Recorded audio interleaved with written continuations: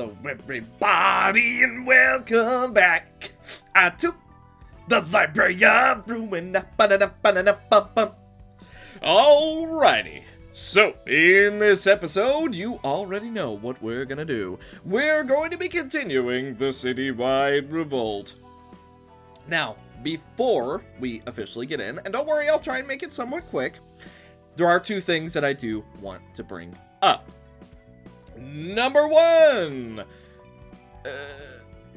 Praise 7860, I believe I got your name right, hopefully, made a comment on, technically an earlier episode, basically saying, hey, why aren't you using the Magical Girl of Fiction? Well, as far as I knew, the Magical Girl of Fiction conflicts with Ego Tivrath, which, as you know, we're using.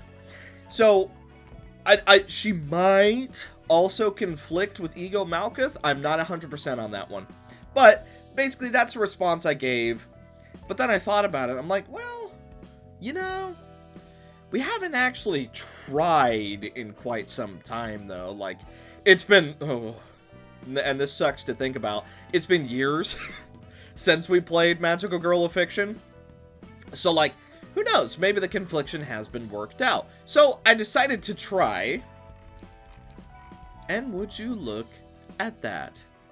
It looks like the Magical Girl of Fiction does work with Ego Tivrath.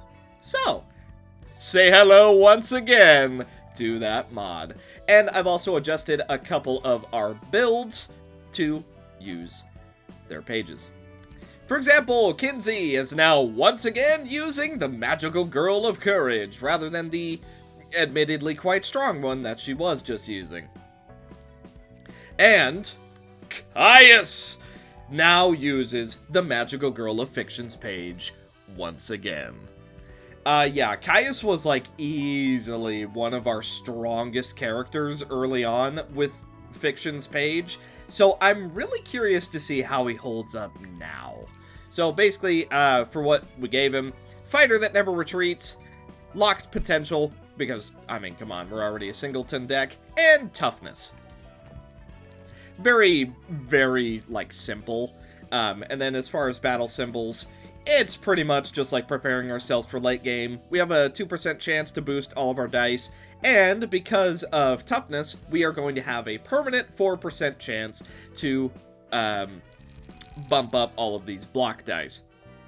So I thought overall that would be pretty good.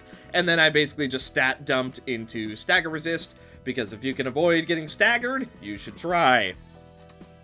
Now, the other thing I wanted to bring up is there was a comment made, I believe, on the previous episode, and it sparked a discussion in my own brain. So, pretty much, what the comment is, why don't you play with the intended tier for the mods? So, for example, in the previous episode, if you didn't watch it for some reason, we did Urban Nightmare, Urban Plague, Urban Legend, and Urban Myth. And we basically just caught up. And so I was effectively told, well, if you're in Urban Nightmare, why aren't you using decks based on Urban Nightmare? And that is a completely fair question. So I really quickly just wanted to go over that.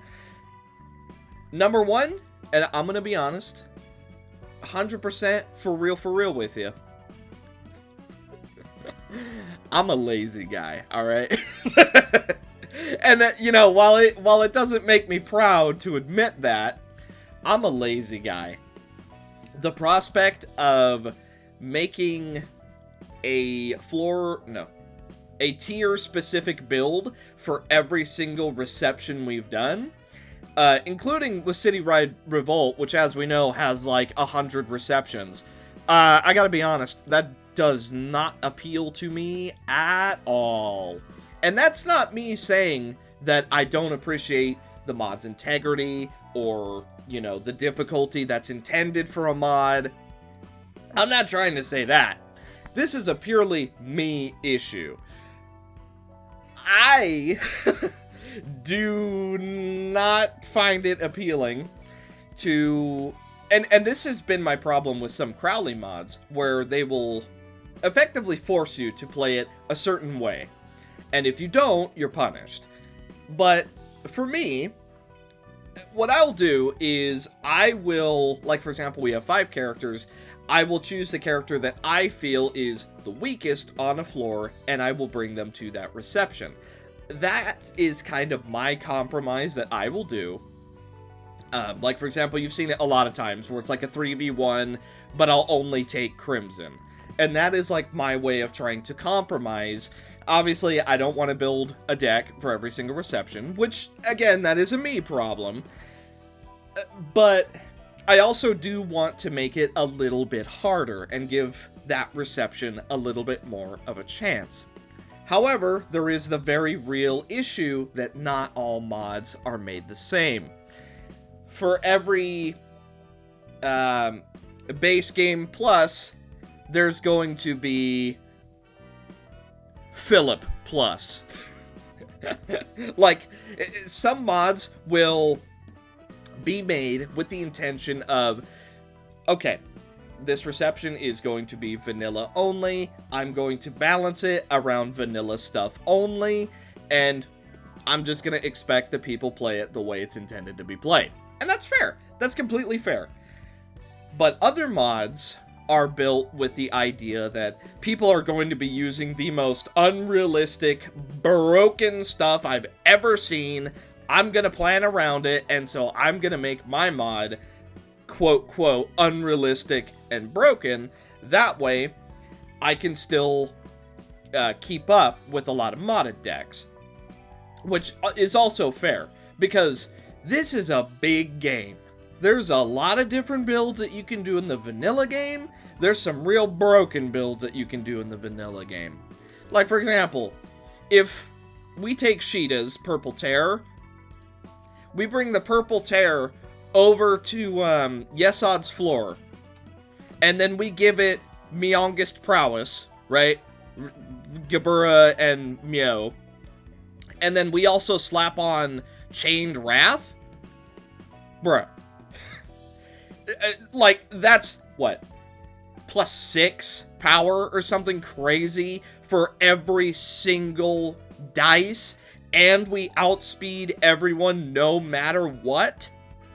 Like, there's some broken stuff you can do in vanilla, to the point where there's even some modded stuff that doesn't stand up against vanilla stuff. But regardless, I don't think it's wrong for either side of modding.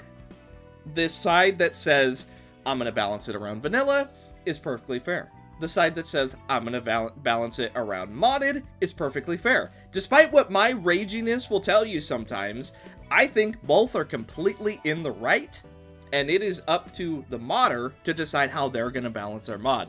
If they want it to be the absolute hardest thing in the world, more power to them. I might rage out at it, but that's me. If they want to balance it completely around vanilla, more power to them. But I do think if you are dead set on your reception being played a certain way, and you do not want it to be played any other way, I think over time we have seen 2 really good ways to deal with that. There is the Crowley way, which is if you're using anything above Urban Nightmare, I think, they just flee and you instantly lose the battle. Well, I don't like that way, personally, but if you want your reception to be done a certain way, that is one way to do it. That's a very good way to make sure that they are playing with your rules in mind. Because if they use anything stronger than what you have balanced it for, the reception immediately ends. And again, I don't personally like that way, but it is effective. The other way that I think is really, really good about basically ensuring that people are playing the mod the way it's supposed, that you intended it to be played. I forget what mod did it, but there was a mod where basically if you're using anything Star of the City and above, I think, and my memory's a little loose on this, then the enemy gained +1, +2 power to everything that they use. And I think that is another really, really good way to do it. If you're using something that's 1 tier above what I balanced it for, then my people are going to gain 1 power to everything. If you're using it 2 tiers above what I balanced it for, my people are going to get +2 power to everything. And there was also a way that a mod did it, which was if it's, I don't know, Urban Nightmare and above, every dice on that page that's, let's say, Star of the City, would lose power depending on the difference in tier. I prefer that way. I think just nerfing the high-end stuff to fit with the way you've balanced it is probably the best way to do it, rather than just like locking players out of your reception at all. But yeah, basically TLDR, because I know I'm doing a lot of yapping, but it is a very interesting thing, and I felt that I needed to address it, because it is a really interesting thing to think about. What is the proper balance for modding? I don't think there is one, truthfully. I think you're either going to do it with vanilla in mind, you're either going to do it with modded in mind. But I think if you want it done a certain way, the best way to do it is to either nerf my deck for being too strong, or buff your deck for being, quote, quote, weaker than my deck. And I feel that's the best way to do it. But yeah, that's just my opinion on it. Obviously, you could disagree. That's perfectly fine. Ruina is one of those games where people are going to disagree on a lot. For example, I know there's people that love the Crowley mods. There's some parts of them that I cannot stand, but I do really, really like those mods. For one, the art, mwah! The balance, you know what I mean? But yeah, I just wanted to bring that up. It was fresh in my mind, and I felt that it was worth a discussion about, so hopefully you found that interesting. But if not, fair enough. You probably skipped to this point in the video. So, what we're gonna do is we are now officially at Star of the City, and we're still gonna be going left to right. And then, I don't know if we're gonna get all the way to Imperitas Civitas. We're gonna try. Ideally, I want to complete Star of the City. So, Urban Nightmare, Star of the City, and then maybe we'll do a little bit of Imperitas Civitas.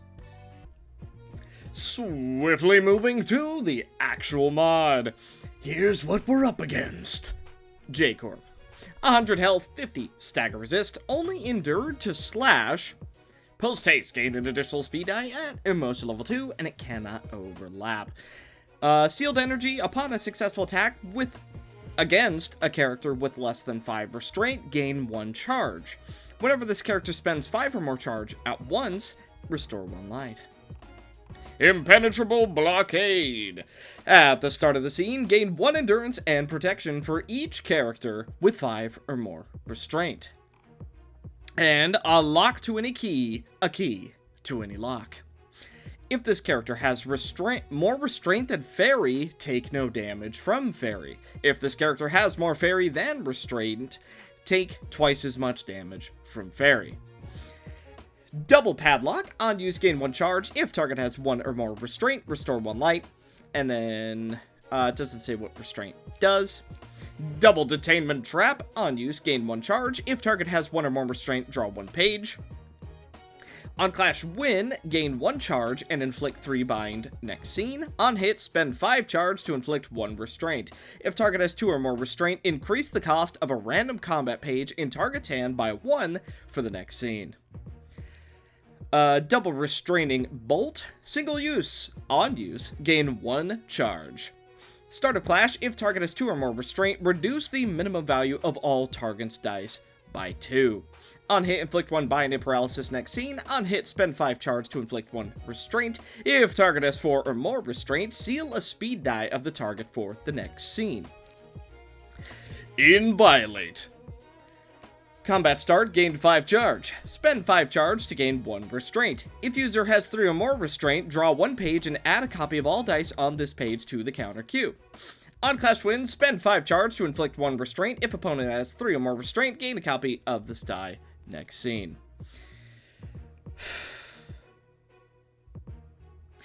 Restrain Enthusiasm.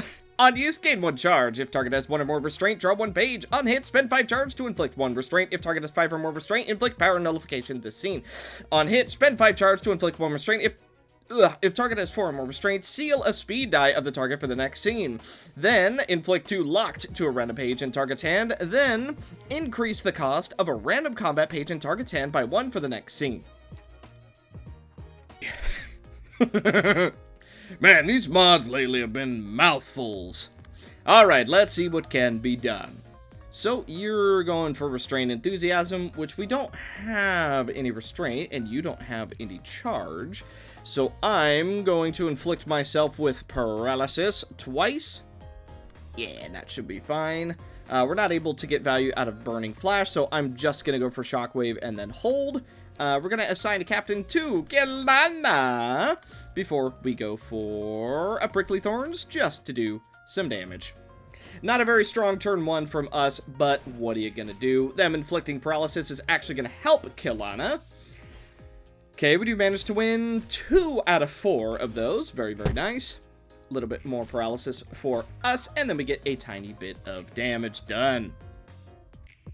Okay, now that we are paralyzed up and therefore empowered, I'm going to go for Non-Conductor against Inviolate, because goodness me, that is a scary page. Then we're going to go for Zap right here. I'm going to go for Burning Flash for guaranteed value. I don't know if the second dice is going to hit. But then we are also just going to go for Brace Up for some damage. Then I'm going to go for Scorching Light on... Yeah. Okay, that should get us a little bit of value, hopefully. Burning Flash. A little bit of burn, which is going to allow us to get some light. Good ordering only. Okay, Zap kind of does get through. Our counter dice also very much helps us out. Brace Up is going to give us a little bit more discard value. I'm going to go for Ashes on Mr. Kyle. That way we can inflict a little bit more burn turn to turn. I'm going to go for Waned Evertide because we do have a little bit of burn on us, and I would like to make use out of it. Then we are going to go for a 4 or more burn. This will do 2, so you will be at 4. So I am going to go for Fiery Waltz. That'll allow us to spread the burn. Then over here, I'm going to go for Adorable Claws, as well as a Scorching Light right here. Let me see. I'm going to go for AC. That way we can draw, and then a Fiery Dragon Slash. That is not a Fiery Dragon Slash. What am I on about? Ay, ay, ay. I don't know what exactly I was cooking, but that was not the move that we were using. But that's fine. Adorable Claws does get through, and Fiery Waltz is going to spread ample burn across all of them, which is going to be very, very nice. We're going to go for Nostalgic Embrace over on Kitteh, which means that Malkuth now has 2 buffs. Let's see. We could go for Bee Sting. This is going to be ranged because we have enough speed dice. I'm confident in it. Then I'm going to go for a second Bee Sting and hope for the best. Over here, we're going to go for Non-Conductor because that should get us a stagger potentially.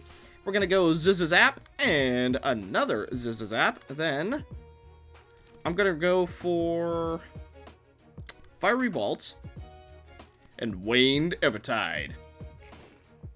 Okay, Bee Sting doesn't end up working, but the second Bee Sting does. Okay, a little bit of zappage does get us a very nice stagger. Zap, the second one, does not end up working quite as well. Non-Conductor does get us quite a bit of damage. We also do have a fair amount of restraint, so they are starting to get a little bit powerful against us. But with the power of the Fiery Burn, it looks like one of them is down, and 2 are soon to follow. I'm gonna go for Burning Flash right here because it I'm going to go 4 right here because it's guaranteed, basically. Then we're going to go boom.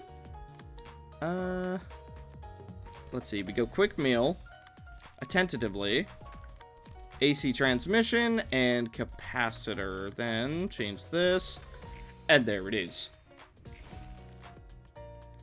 Okay, Kyle getting a little bit ahead of himself, saying that they're dead before they've even hit the ground. Especially because he did not get the kill. But the shockwave does end up taking out our other opponent, and Malkuth swoops in with the speed of a fairy to get that final attack. You know what? We'll give him a big ol' hug. A big ol' soul-crushing, forgetful hug. Nyam. Next up is Dicey East, Section 3. I don't know how to say that correctly. I'm just going to stick with Dicey. Benedetto. 140 health, 70 stagger resist, only endured to blunt. Speed 2L... I don't know, speed 40 or something. I don't know. Man, I'm sure you guys know that better than I do. Speed die slot +1, gain an additional speed die at emotion level 4. I believe that's 4. Or it's emotion level 6. I don't know. Inside, upon discarding a page, gain barrier equal to user's focus times page's cost. Missionary of Knowledge. At the end of the scene, gain 1 resilience for every 3 focus on self. By the way, this is a good time to mention, I don't think I have already, in the previous episode, with one of the earlier receptions, namely the one focusing on restraint and the like, there is a secret, I guess, thing. I don't want to spoil it. There is a secret thing that happens if the fight goes on for long enough. So, I'm gonna leave that as a little invite. If there is things that I miss, feel free. Play the mod. Explore. Feel free. Explore.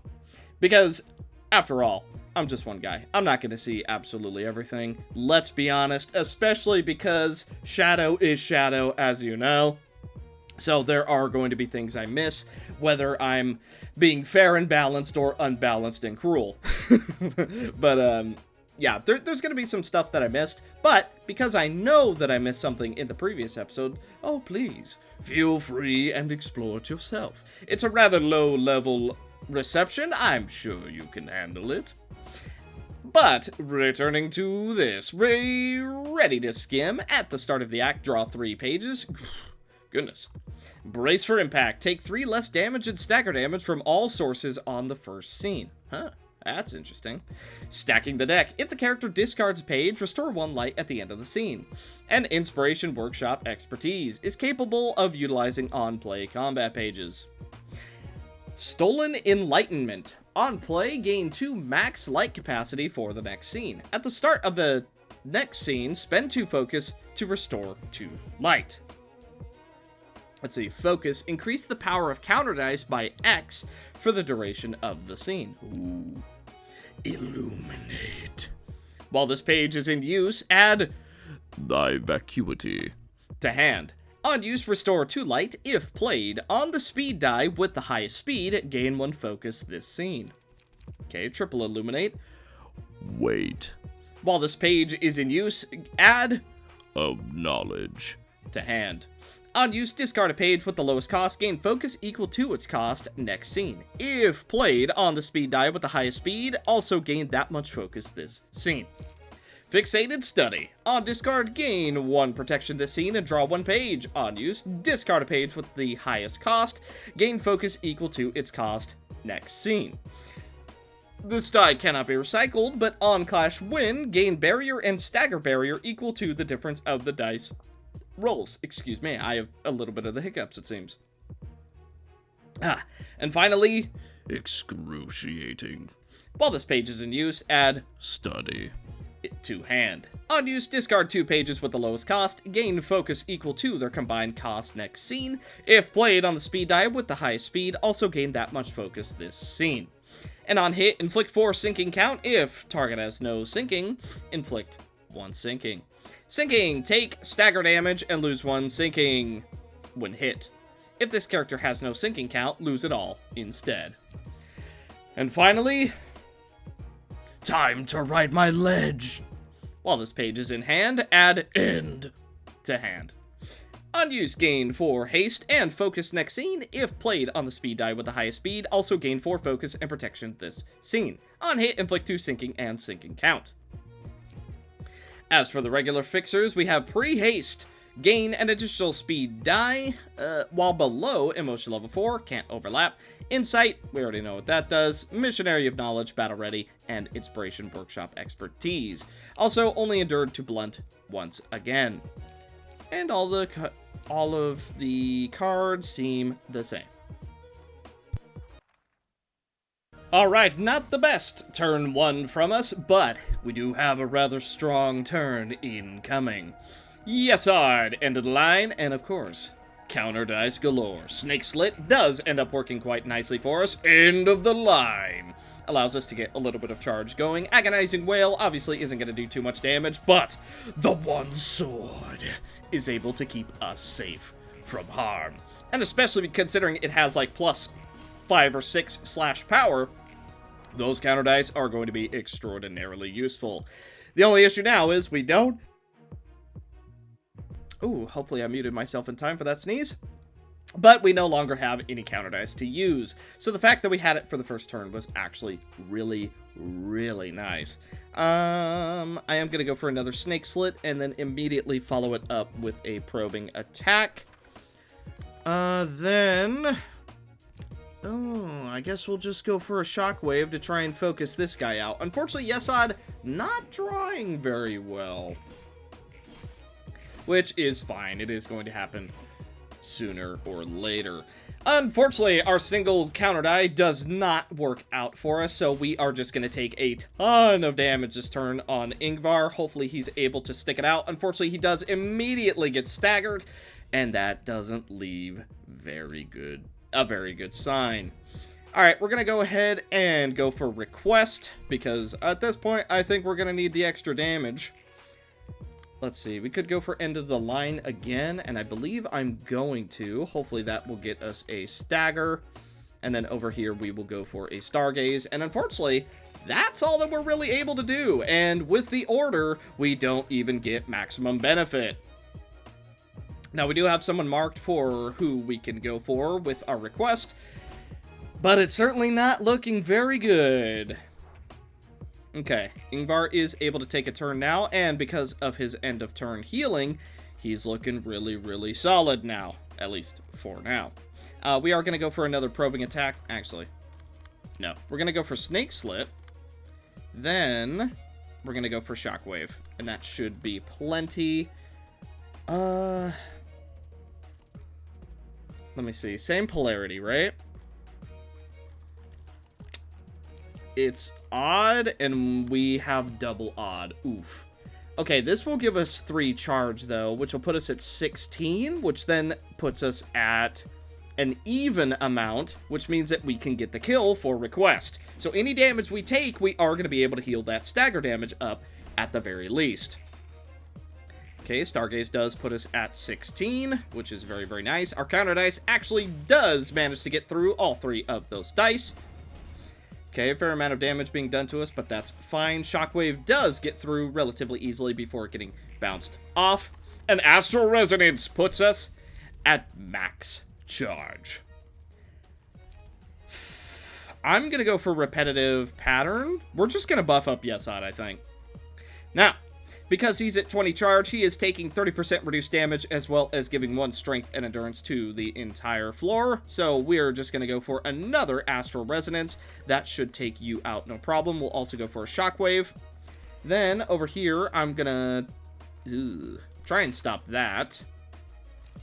And then we will just get a lot of draw and a bit of light restoration. Hopefully this ends up working out for us. Unfortunately, Yesod does end up losing both of his clashes. That's fine. The one sword does get us a stagger, and probing attack does manage to get 1 attack through. Unfortunately, that extra protection is going to make it so that we're not able to get the kill. But what are you gonna do? Okay. Tiny bit of damage going through. I'm thinking Eternal Rest would probably be a good choice. But Clean might also help us out. You know what? We could go 7th Bullet. More damage. Yeah, you know what? We're just going pure bullet build. We're also going to take Magic Bullet. That way we can get that going. Let me see. So we're still even polarity, so I'm going to go boom. Magic Bullet. And then we go for a Stargaze. Then over here, we're just going to go for a single Snake Slit. And, you know what? We'll just go all in. Yeah, let's just do as much damage as physically possible. Okay. Very good. Astral Resonance does manage to get through. We also do get a little bit of extra damage because of the one bullet that truly can hit anyone, just as you say. Okay, a lot of damage being done to her, and we do take her out before we get the refresh, which is honestly a little bit unfortunate in this one particular case. I am going to take Regret just in case. And it appears it's time for the bullets to fly. Double Silent Bullet. And then we'll also go for Magic Bullet.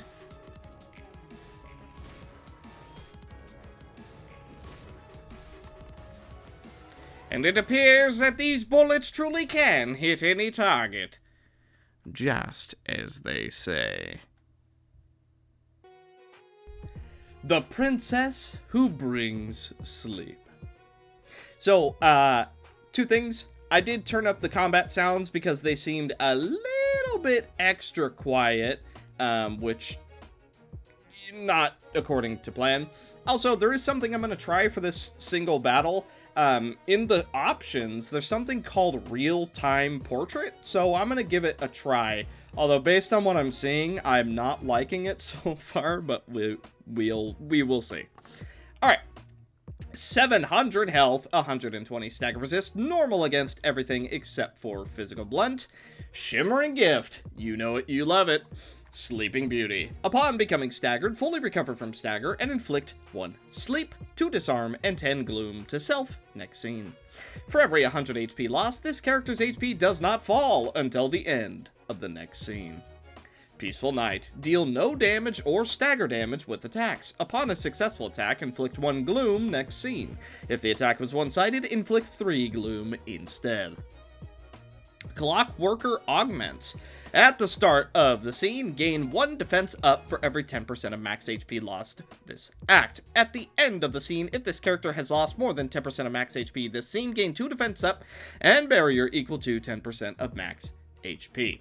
We're probably going to see that a lot because we are going to bring Caius with his full power restored. The Weaver is gone. I've taken her place.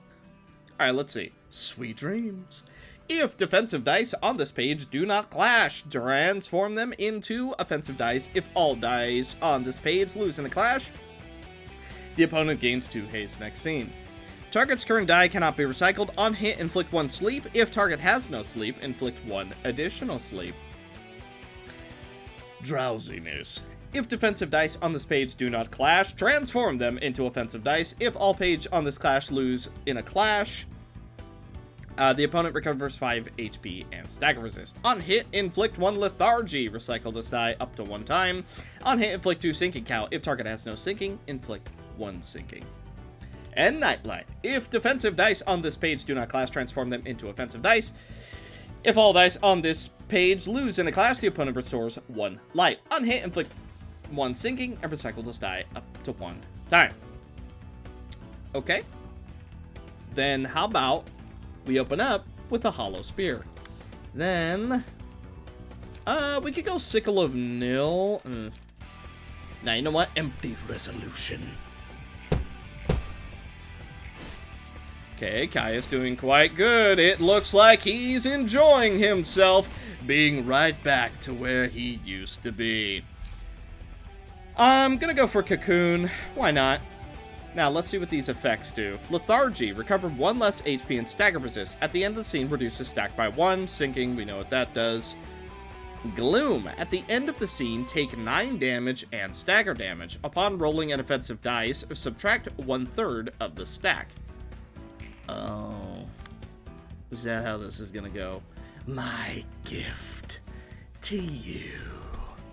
If all dice on this page lose in a clash, gain 1 endurance next scene. On hit, inflict 2 sleep, 3 lethargy, and 6 gloom. Scary. Drowsiness and nightlight as well. Well, we absolutely don't want that landing. So... Ooh. We don't have a very good chance. Well, Violent Ire. You know what? Why not? We'll try that. And then... That kind of leaves us in a bad spot, huh? Well, I mean, we could do Sickle of Nil. Yeah, that might work. We'll try. Violent Ire. Okay, very good. Sickle of Nil does end up working, and because we didn't use up our block dice, we got to use it again. Let's see. I'm kind of tempted to go social distancing because we actually have a decent amount of block dice. So I think that's exactly what I'm going to do. Okay, just try and power up Caius as much as physically possible. What are you doing? For happiness. If defensive okay, we already know. If all dice on this page lose in clash, the opponent draws 1 page. On hit, inflict 3 sinking and recycle this die up to 1 time. And then drowsiness and nightlight as well. So I'm going to go for Hollow Flash. Then, let's go for...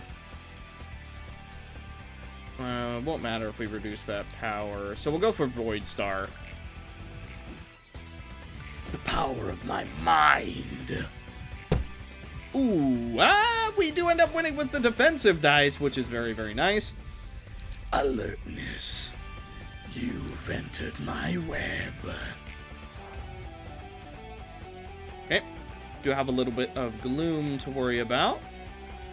Let's see. My gift to you, drowsiness and nightlight once again. I don't know if we're going to be able to stop. Well, we do have violent ire again, so we may as well try. We can go trace. No. Hollow Flash right here to try and get some strength, and then we can go for Hollow Spear because that will basically get us all of our light back. Okay, Violent Ire does end up working out quite nicely. Hollow Flash also working out pretty well. Okay, instantly recovers from Stagger, as we know. So what is this? What is Sleep? 1 speed dice becomes unavailable. At the end of the scene, recover 10% of max stagger resist, including if staggered, and have the stack. And then also defense up. Take 3% less damage and stagger damage this scene. Defensive dice power +1 for every 3 stacks. So at the moment, it is not giving anything, which is fine. I think it's time we start using fragments, which I totally forgot about until this very moment. Let's go ahead and draw some pages. It will hurt us, but that's fine.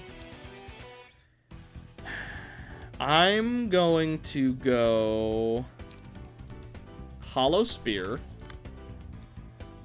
Then we can go Sickle of Nil. Then, Rapid Eye Movement. On use, drag target into the dream next scene. Target's current die cannot be recycled. On hit, inflict 1 sleep. If target has no sleep, inflict 1 additional sleep. Well, we literally can't stop that. So, let's go for Empty Resolution to get as much damage as possible.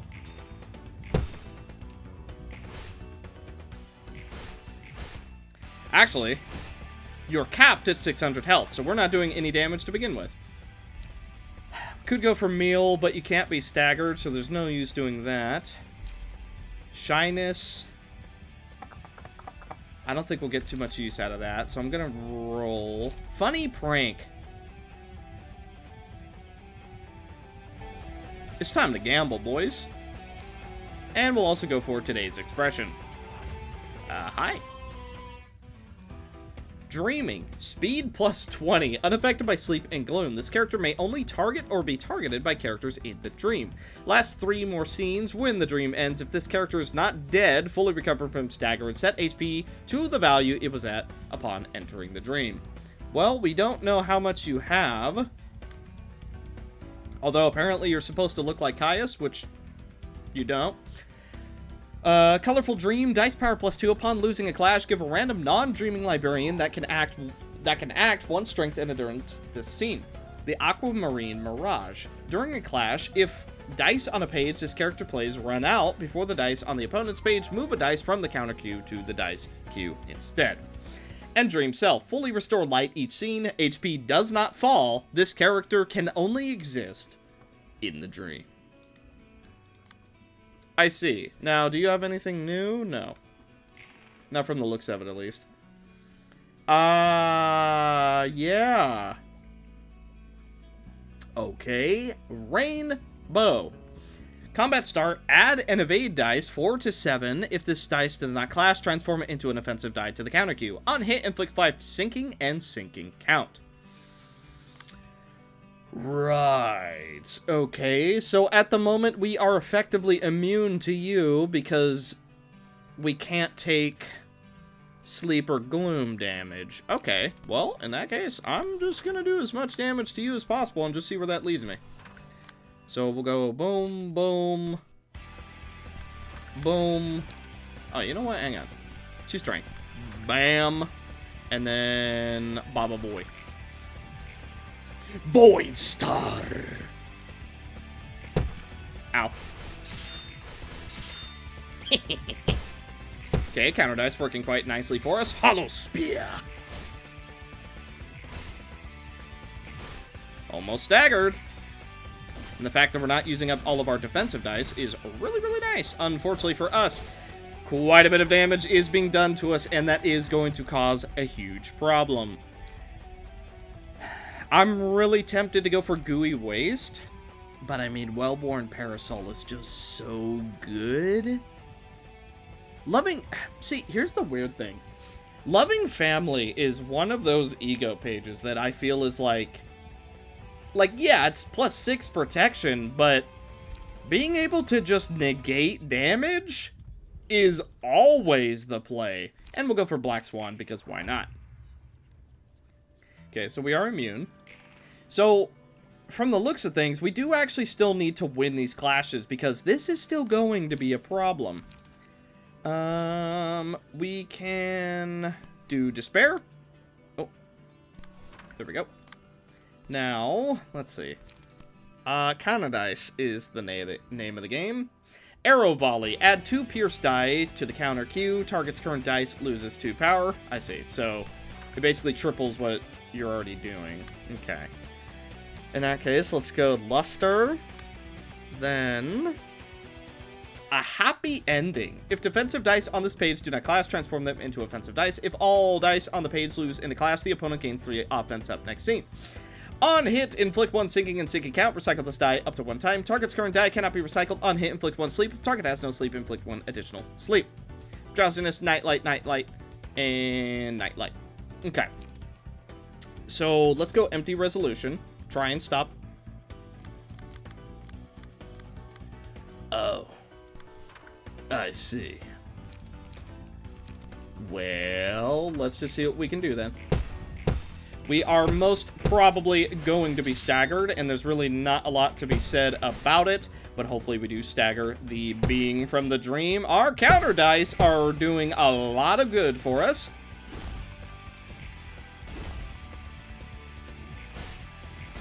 Okay. And despite all that damage, it appears it was not enough, and our counter dice have run out, allowing us to get staggered. Now, we still don't take any damage, at least not yet. Waterfowl Dance. Waterfall Dance? Add 2 blunt dice 6 to 9. Nice. And a pierce die 1 to 7 on hit. Extend the dream by 1 scene to the counter queue. On use, if played on the speed die with the low speed, move all dice from the counter queue to the dice queue. On hit, inflict 4 sinking count. If the target has no sinking, inflict 1 sinking instead. We're probably dead this turn, I gotta be honest. Yeah, this is a lot of damage being done, and because we have 4 sleeping, unfortunately, even though we wake up next scene, we're not going to be able to do anything.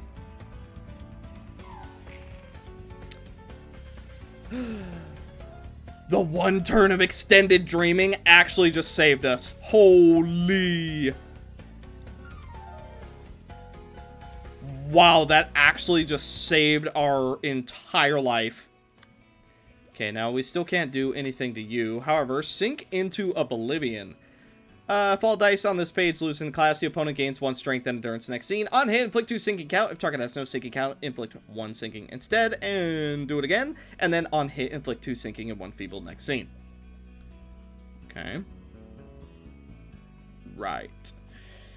So, I'm kind of surprised that you are not dead, truthfully. Let me be completely honest with you. I thought that you were a goner. Okay, you know what? We will go for fragments at the end. And we'll just see what happens. Let's gain some strength. Let's try and draw and restore as much light as possible. And let's just hope that this is enough to get us through. We only have 1 counter dice to work with, and we are going to restore a decent amount of our health. But unfortunately, we're just not quite able to take Michelle out of this dream. Oh. And because those counter dice just won, you're no longer technically staggered, not that you were to begin with. There's a fair chance that Gloom is just going to instantly one-shot us. Well, it appears as though I am dead. Yeah, Gloom is just going to do enough damage to just straight up kill us. We also have 5 sleep, which will be rounded down to 3. So 3 of our speed dice are not going to be usable. Never mind, it rounded down. Well, we go for fragments. And then we attempt to pull it back with an empty dance.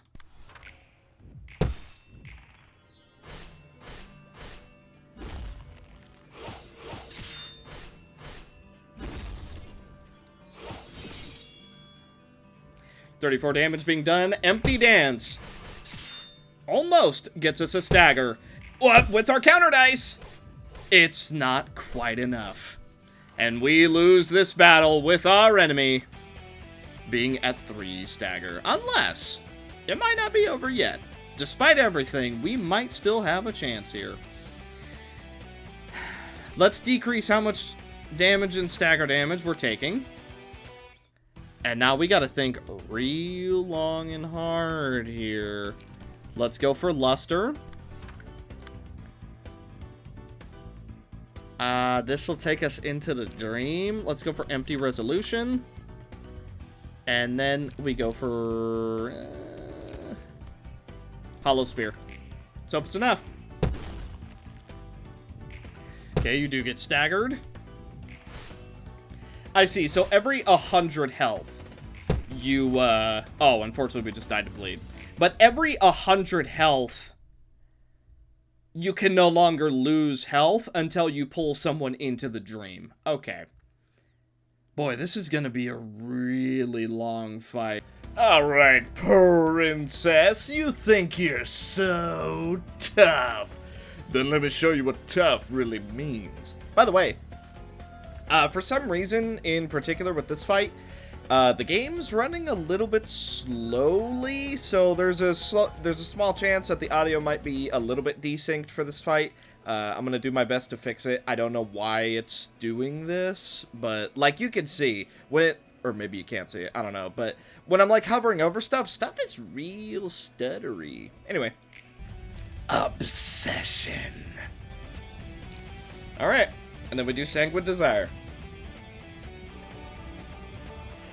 So I'm guessing what's going to happen here is, so far, right, we see Sinking, Tremor, so Rupture is going to be to follow, I assume.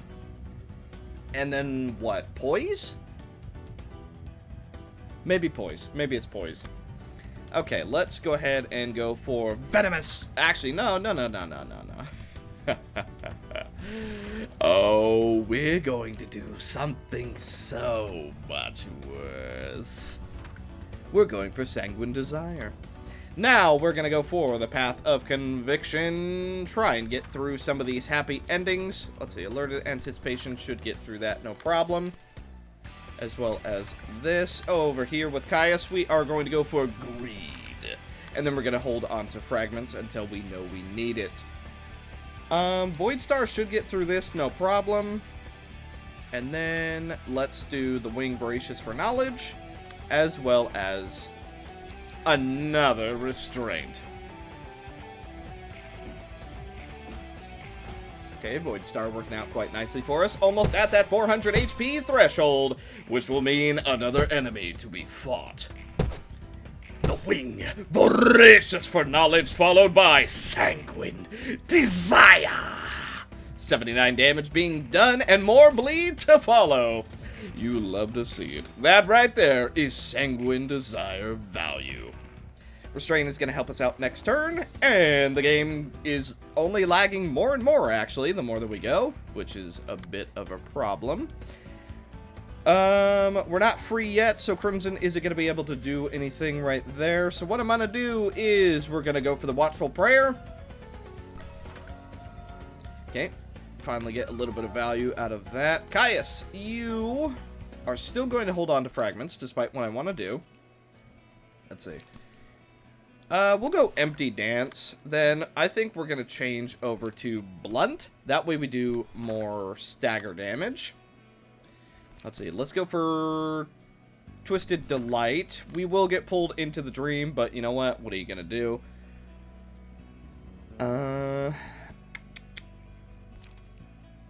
Thinking. I think we'll do Book of Light twice. That way we have a lot of light to deal with.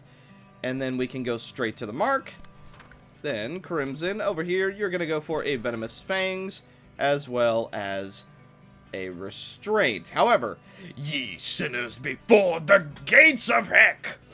Combat start. Upon each successful attack this scene, burst Tremor to deal stagger damage equal to half the Tremor. Burst, rounded down. On hit, inflict 2 Tremor and 4 Tremor count. On hit, if target is staggered, extend the dream by 1 scene and recycle this die. Target fully recovers from stagger. Okie dokie. That is a big dice. You're not staggered. And +2. You know what? I think there's a decent chance that we win that. Let's just see how it goes. Empty Dance. Okay, Twisted Delight is going to work for our draw. We get a lot more bleed, and today's expression. That worked out very, very well. I'm very happy with those results. Okay. We're doing quite a bit of stagger damage. Let me guess. What are you? What are you gonna do, huh? Lovely as a doll. Gain 1 poise and poise count. Ah! I called it. I called it. I'm proud of that. Okay, alright. So that works. So you're gonna be poise, and then there's gonna be 1 more for rupture.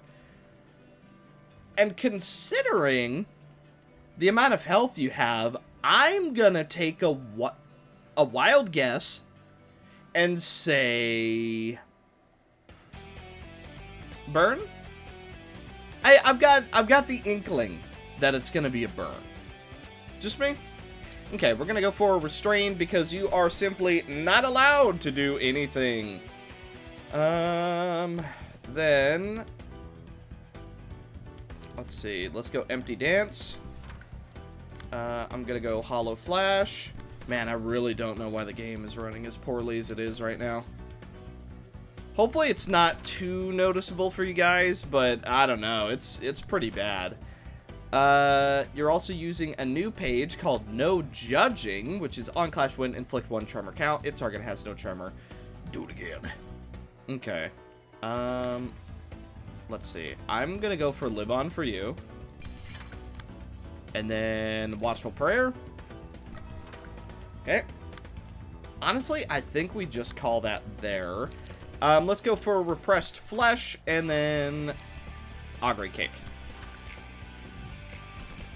Okay, Restrain does not work out for us, but we do end up getting a little bit of value because of the debuff. Okay, the Miniature Garden Girl is going to be quite difficult to get through because of all that defense up. Hollow Flash rolled a max, so we do get a little bit of extra debuff, and Luster is also going to help us out quite a bit. Hollow Spear also manages to basically get through completely. Live On For You wins all of the clashes. We don't have too much left now. Okay, let's see. So you're going for Titanic Revelations. I don't think we've seen this one. If defensive dice on this page do not clash, transform them into offensive dice. If all dice on this page lose in the clash, the opponent draws one page. On hit, inflict one tremor. If they have no tremor count, inflict +1 count. Same deal. And then on hit, burst targets tremor to inflict gloom next scene equal to the tremor burst. Sink into oblivion again, drowsiness, and sweet dreams. Okay, well, we are running out of light. A lullaby for two. Combat start, gain 1 poison count, give another random ally 1 strength and endurance as seen. Target's current die cannot be recycled. On crit, gain 1 poise count, inflict 4 gloom next scene. On Clash Win, gain 1 poise count, inflict 3 gloom, and 1 sinking next scene. Also, I didn't realize that you guys have unique passives. Dark Dream. Upon winning a clash, reduce the cost of a random page in hand by 1 until used.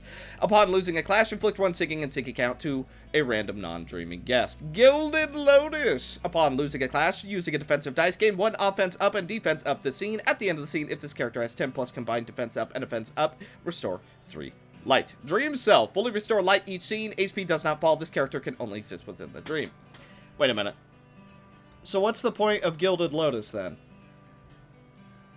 Or rather, the second half of Gilded Lotus. If you're going to be full light every single scene, why are you restoring more light? Is that just in case that I have some way to reduce your light? I guess? That seems a little odd. Let's see. We could go for smallest of actions. Combat start, gain 1 poise count, and offense up the scene. On Clash Win, gain 1 poise, inflict 3 gloom, and 1 sinking count next scene. Same deal. And then on crit, gain 1 poise, inflict 4 gloom. Also, poise. Upon a successful attack, deal 50% more damage and stagger damage at a 15% chance and lose 1 poise count. If this character has no poise, lose all poise instead. Whew. Man. I still hold true that these mods are getting longer and longer when it comes to talking. Let's see. I'm just going to do as much damage to you as possible. I'm going to be honest. Let's see. I'm going to go for Traces of Guilt. That will help power us up. We're going to go for Hollow Spear. And then I'm going to go for Sickle of Nil. That should help us with our resources quite a bit. I'm going to go for Impartiality and double Alerted Anticipation. That way we keep our stuff up.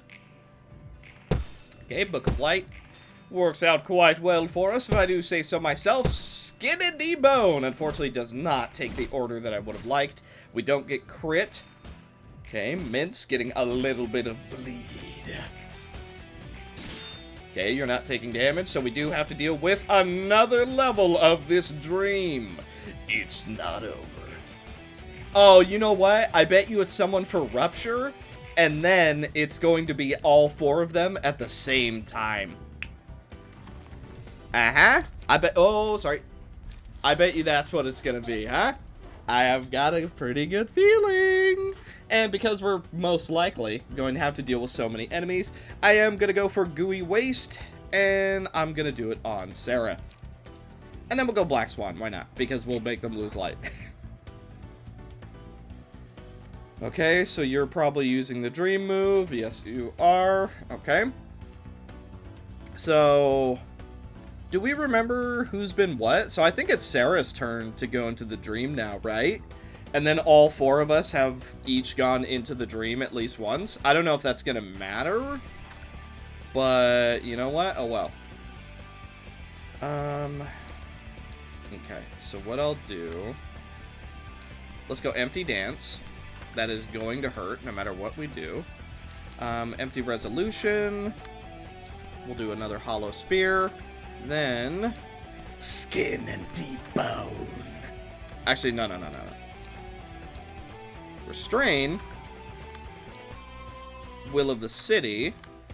Then limited world. Combat start. Gain 1 poise count for each speed dice targeting this character. Gain 1 poise for every 2 speed dice not targeting this character. On clash win. Gain 1 poise. Inflict 3 gloom and 1 sinking next scene up to 3 times. And then a lullaby for 2 once again. Okay, let's go repressed flesh and hope for the best. And then let's go for 9th and also hope for the best. Okay, 9th ended up working quite well. Okay, empty dance, getting us some good damage. Impartiality, also doing quite a bit. Repressed flesh is mostly gonna work out for us. Okay, and then we restrain just to debuff you even more next scene. Restore a little bit of our light and draw. Empty resolution. Ow. Okay, we do get a little bit of damage on us. You're probably going to be Rupture, let me guess. Okay, wait, what do you have? Erased. Oh my lord, what is that? And not found. Oh, okay. What are your passives? Immune to status ailments. Upon losing a clash, reduce the stack of each status ailment on a random non-dreaming librarian that can act by 1. Ever empty slate. Upon using a combat page, if it has no non-counter dice, gains silence, invulnerable, and tabula rasa. This scene once per scene, up to 3 times per act. And Dream Self, this character cannot die. Okay. So I'm still holding true that when you hit 200 health, all 4 of them are going to be active. I don't think I'm wrong in guessing that. So how are we going to get through this? These are quite serious dice. Okay. 3 to 7. I don't think that's going to be enough. You know what? Path of Conviction. And then against Not Found, we'll just go for Alerted Anticipation. I feel like that's a bug. Happy Ending. We will go... You know what? I'm just going to bleed. Time for bleeding. Backstreet's Determination because it's going to give us value no matter what we do. Ordinaries because same deal. And then I'm going to go for a Tail Whisk to try and get you gone. Then, over here, I am going to swap to Slash. Because I want to maximize damage that we're doing. Then, I'm going to go for a Probing... No. I'm going to go for a Pierce Through. Then, I'm going to go for Snake Slit. And finally, Probing Attack. Also, the poor game is really running bad now. I apologize if you can see it. I don't know what's going on, and this fight is so long that obviously we're just going to try and push through it as much as possible. Okay, Probing Attack somewhat manages to get through. Path of Conviction manages quite nicely until the final dice hits. Alerted Anticipation is going to get through those, no problem. And we are going to debuff everyone else. Pierce Through gets through everything and does a little bit more damage. Ordinaries is going to make it so that we're able to draw. And Tail Whisk is going to inflict more bleed. Okay. Snake Slit with the +5 question mark. Power is very, very nice. Now, you did get the extra shield, and you're going for the final Rapid Eye movement. So what we're going to do is, honestly, same thing we've been doing. Inflict mass bleed and hope for the best. I'm going to go for Tail Whisk, which will pull us into the dream. That is perfectly fine. Go for Probing Attack, that way we can draw a little bit. Then over here, we're going to go for Empty Resolution. I'm going to go for a Luster, because what are you going to do? Fight me? And then we'll go for Violent Ire, because that's enough! Then, over here, Lost. Okay. Now, you know what? If there's a page called Lost,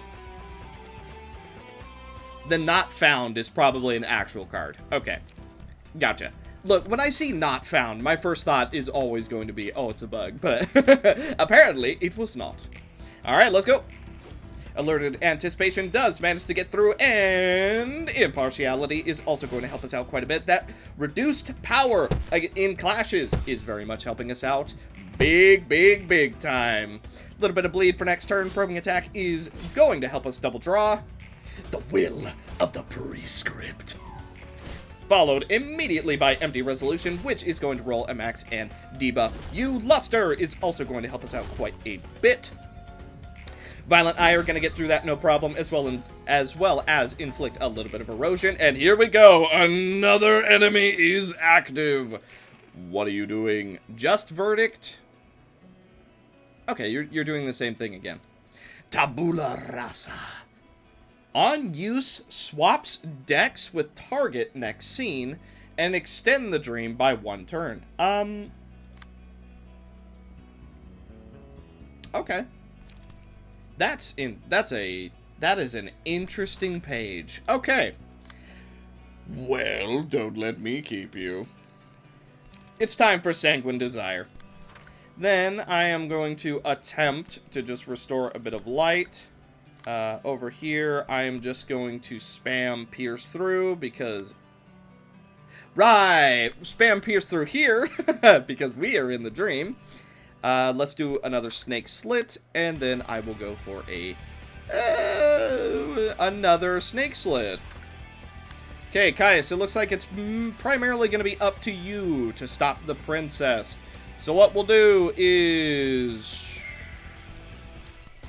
Hollow Flash, try your best. Let's go for Hollow Spear. Empty Resolution. Oh, man. Ooh, can't stop it all. We just don't have enough pages. Okay. Let's do Void Star against that, because it's a big one. We're going to take a tiny bit of damage, though. Okay, Void Star does end up going through. We did have 3 chances. And the Sanguine Desire! Only 100 health remains on the Princess of Dreams. Okay, Pierce Through. Gonna get through no problem, especially with an extra +5 power. Yeah, that ought to work out pretty nicely. Not to mention if our ego gifts work at all, and the fact that we're re-rolling our dice, it works out quite nicely, wouldn't you say? Empty Resolution, getting us quite a bit of damage as well as inflicting a little bit of debuffs. Unfortunately, our decks are now swapped, and the game continues to chug. A little bit of shield given to the princess. Another rapid eye... No, 2 rapid eye movements going down. Let's see, what do we have? Lost, erased, not found, missing.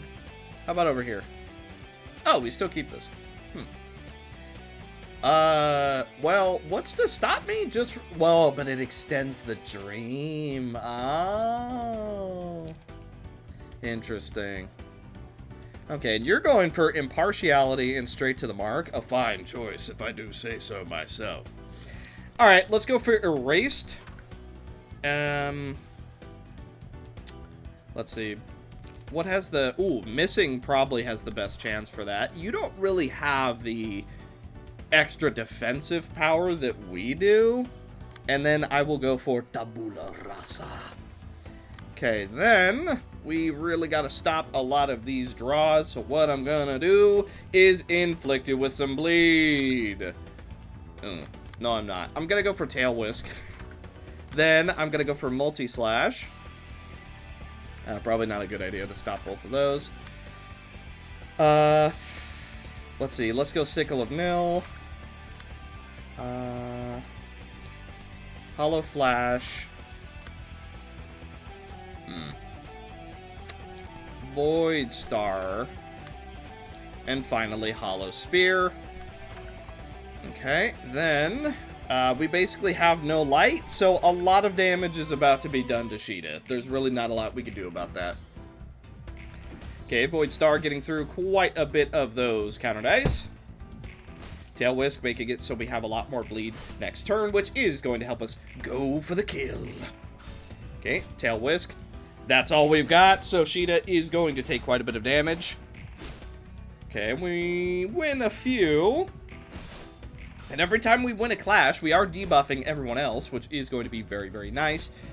Yeah, Kitteh is definitely taking quite a bit of damage. Good thing no Tremor Burst has happened. Multi-Slash is not going to work at all. That's completely fine. Sickle of Nil is, though. Okay, Hollow Flash getting a little bit of a debuff, and then we are 50-50 on our odds so far. And now, everyone remains active. So, literally everybody is in the dream. So, we can't do damage to her right now. Limit of Imagination. On hit, inflict 2 sinking and sinking count. On hit, consume all of target's sinking and sinking count to deal damage. Equal to sinking consumed plus sinking count consumed. And then a bunch of drowsiness and a little bit of denial. Lost, erased, and missing. Arrow volley, water blade, waterfowl dance. It seems like basically everyone is going as in as they can. And also, the stars are very beautiful above the palace walls. Combat start, game 1 poison count. If this character has 20 plus poise count, spend all poise count to inflict that much offense down and defense down to all enemies as seen. Target's current offensive die loses 10 power up to twice on crit, inflict 5 gloom and 2 lethargy to all enemies, and extend the dream by 1 turn. I see. So, that's going to hurt no matter what I do, basically. Huh. And this isn't going to hit everyone, right? Yeah. Oh, wait a minute. Oh, wait a second here. That brings into question a very important thought. Not that we can clash with you. Okay, well. Caius, you have to clash here, so we're just gonna go Traces of Guilt. Violent Ire, why not? Let's see, we go boom, and then we go boom. Then over here, I don't know, honestly. Let's go for Impartiality. No. Yeah, that's all we can do. Dang.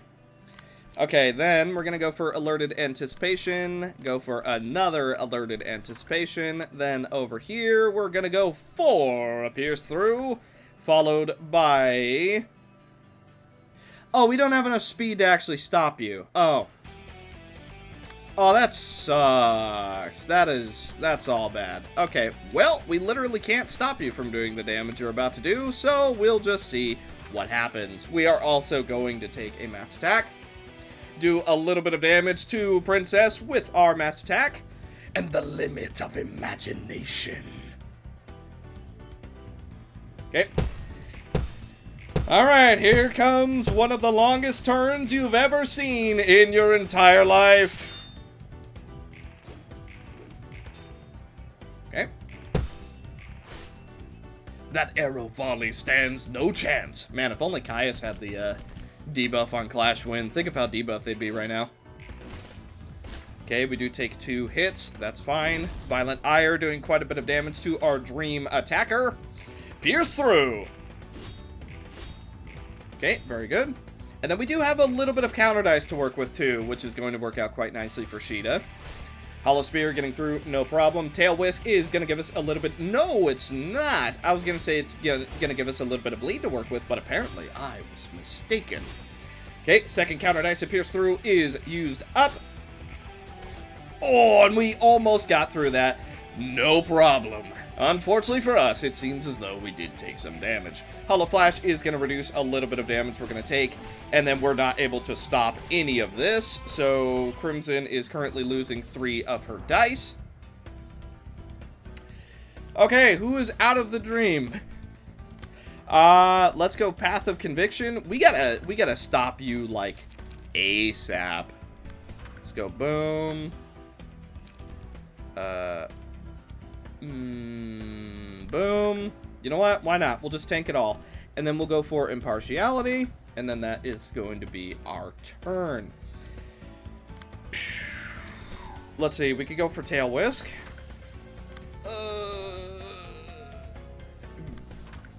Or is this defensive or offensive? Offensive, okay. Well, I guess we'll go for restrain then. It's not going to work. We'll go for multi-slash. And, that's it. Okay, well, that's our turn. Let's go. I completely forgot Caius had a Dream Warrior to take out. Well... Alright, that's fine. I just completely forgot that Caius was fighting someone in his dreams. Okay, we are so close to getting the boss out of the way, but we do still have a little bit left to go. And, unfortunately, Sarah doesn't do damage. Okay, we do get another stagger. Impartiality does a whopping 3 damage, and with our counter dice, it is going to attempt to keep us as safe as possible.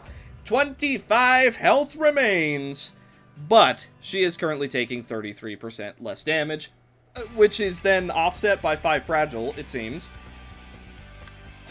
Okay, so let's go boom, boom, boom, and then boom. Okay, Kitteh, is up to you. You must get through this defense. We'll go for Snake Slit, and then we simply hope for the best. Pray tell if this will be enough. Limited World coming in, so we're going to go for a Mince, and then we're going to go for Tail Whisk. Yeah, that's basically all we can do on Crimson. Then, over here, I'm going to go for a Hollow Flash. You know what? Fragments. Then, we go for a Void Star and Empty Resolution. This should be the last turn. Waterfowl Dance is going to do quite a bit of damage to us. There's actually a fair chance that Caius is dead off that. Okay, a little bit of damage done. Almost through the boss. And we take her out with the power of impartiality. Now we have to finish off all 4 of the Dream Minions.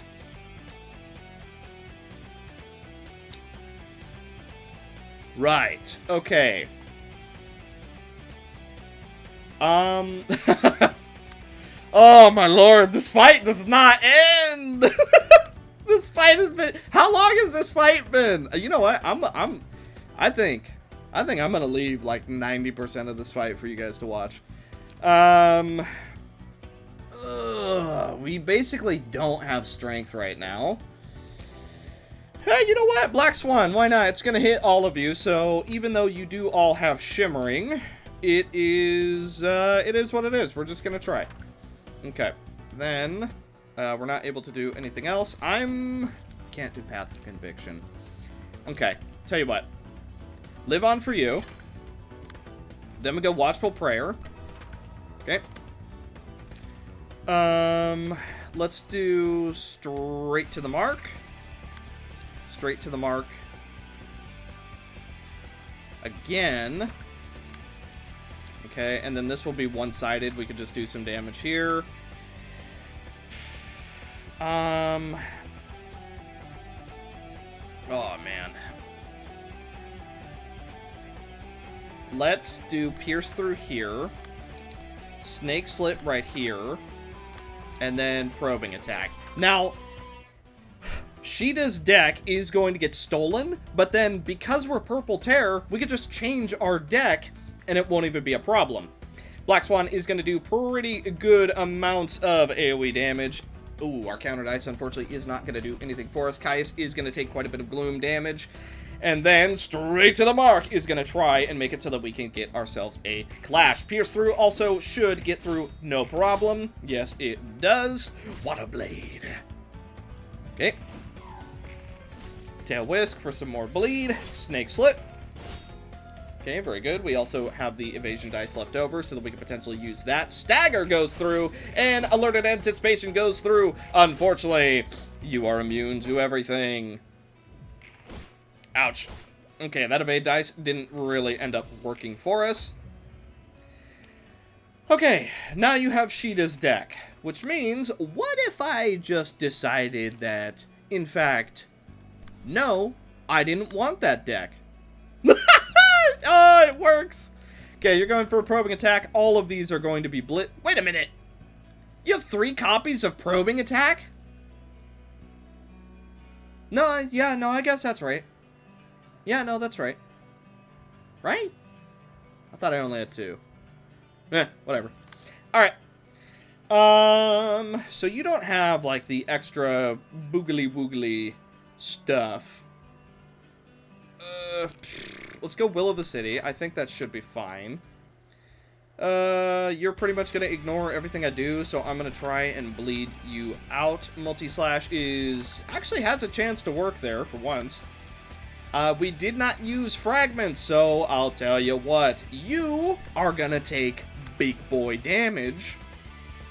Then we're gonna come over here, do an empty dance, empty resolution, and a hollow spear should take you out.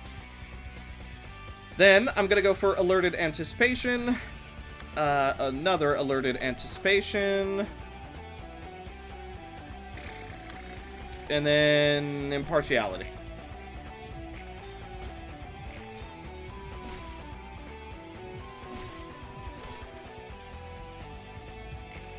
Fragments.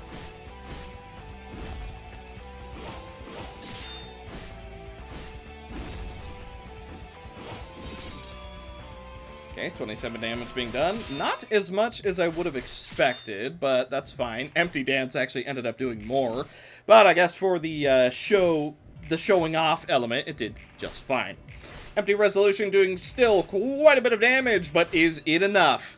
No.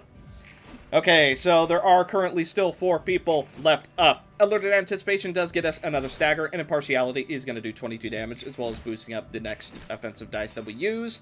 Almost get a 3rd stagger. Okay, not too much left now. Who's bleeding? You. Death comes. And then we'll go for Tail Whisk. Alright, Caius, I want you to finish off this beep as much as you can. Empty Resolution, that should be plenty. You're coming for me, so I'm gonna go for a Hollow Spear. Then, let's go for Traces of Guilt to try and debuff you just a little bit. Then, over here, we are going to go for Restrain, try and debuff you as much as we can. Go for another Restrain, just to keep you held down.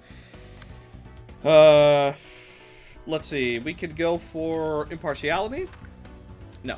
Change our order there. Let's go for Alerted Anticipation. Then we go for Impartiality. Then, just let it roll. Okay. Sanguine Desire! Unfortunately, we didn't stagger before the final dice went through, so it was a resisted hit, which is very upsetting. 46 damage being done by Crimson. Violent Ire finishes off one of the sleepers. Okay. Restrain. That way you're not going to do a whole heck of a lot next turn. Second Restrain. Oh, you're immune. Right. Right. Forgot about that. Okay, Traces of Guilt. Quite a bit of damage being done. Unfortunately, not enough stagger damage. We do still have 3 characters left to go. So, what we're going to do...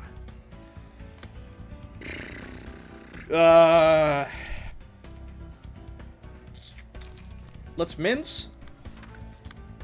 And then skin and debone. Then, we're just going to hold on Cheetah. That way we can get enough light to potentially use the wings. Voracious for knowledge.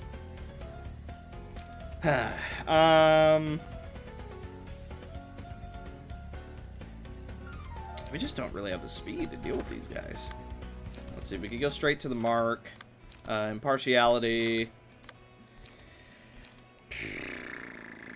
You're not going for me. You know what? Hang on a minute. You die. Then, I'm just gonna do every bit of damage that I possibly can on you and hope for the best. Okay, Crimson does get staggered. That is very unfortunate. Alerted Anticipation does get through, no problem though, which is quite nice for us. Straight to the mark, gets us a stagger. Oh, you're so dead. One down, but the miniature garden girl ends up running away for later. Okay, take out the empty girl.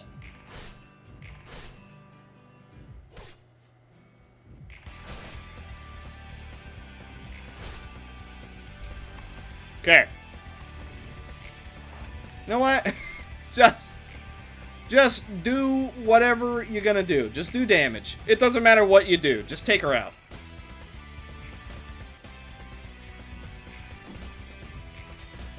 Yeah, just do as much damage as physically possible. It doesn't matter what you do, as long as you are hitting her.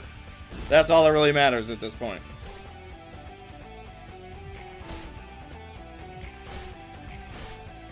Okay, stagger does go through. And finally, this reception ends.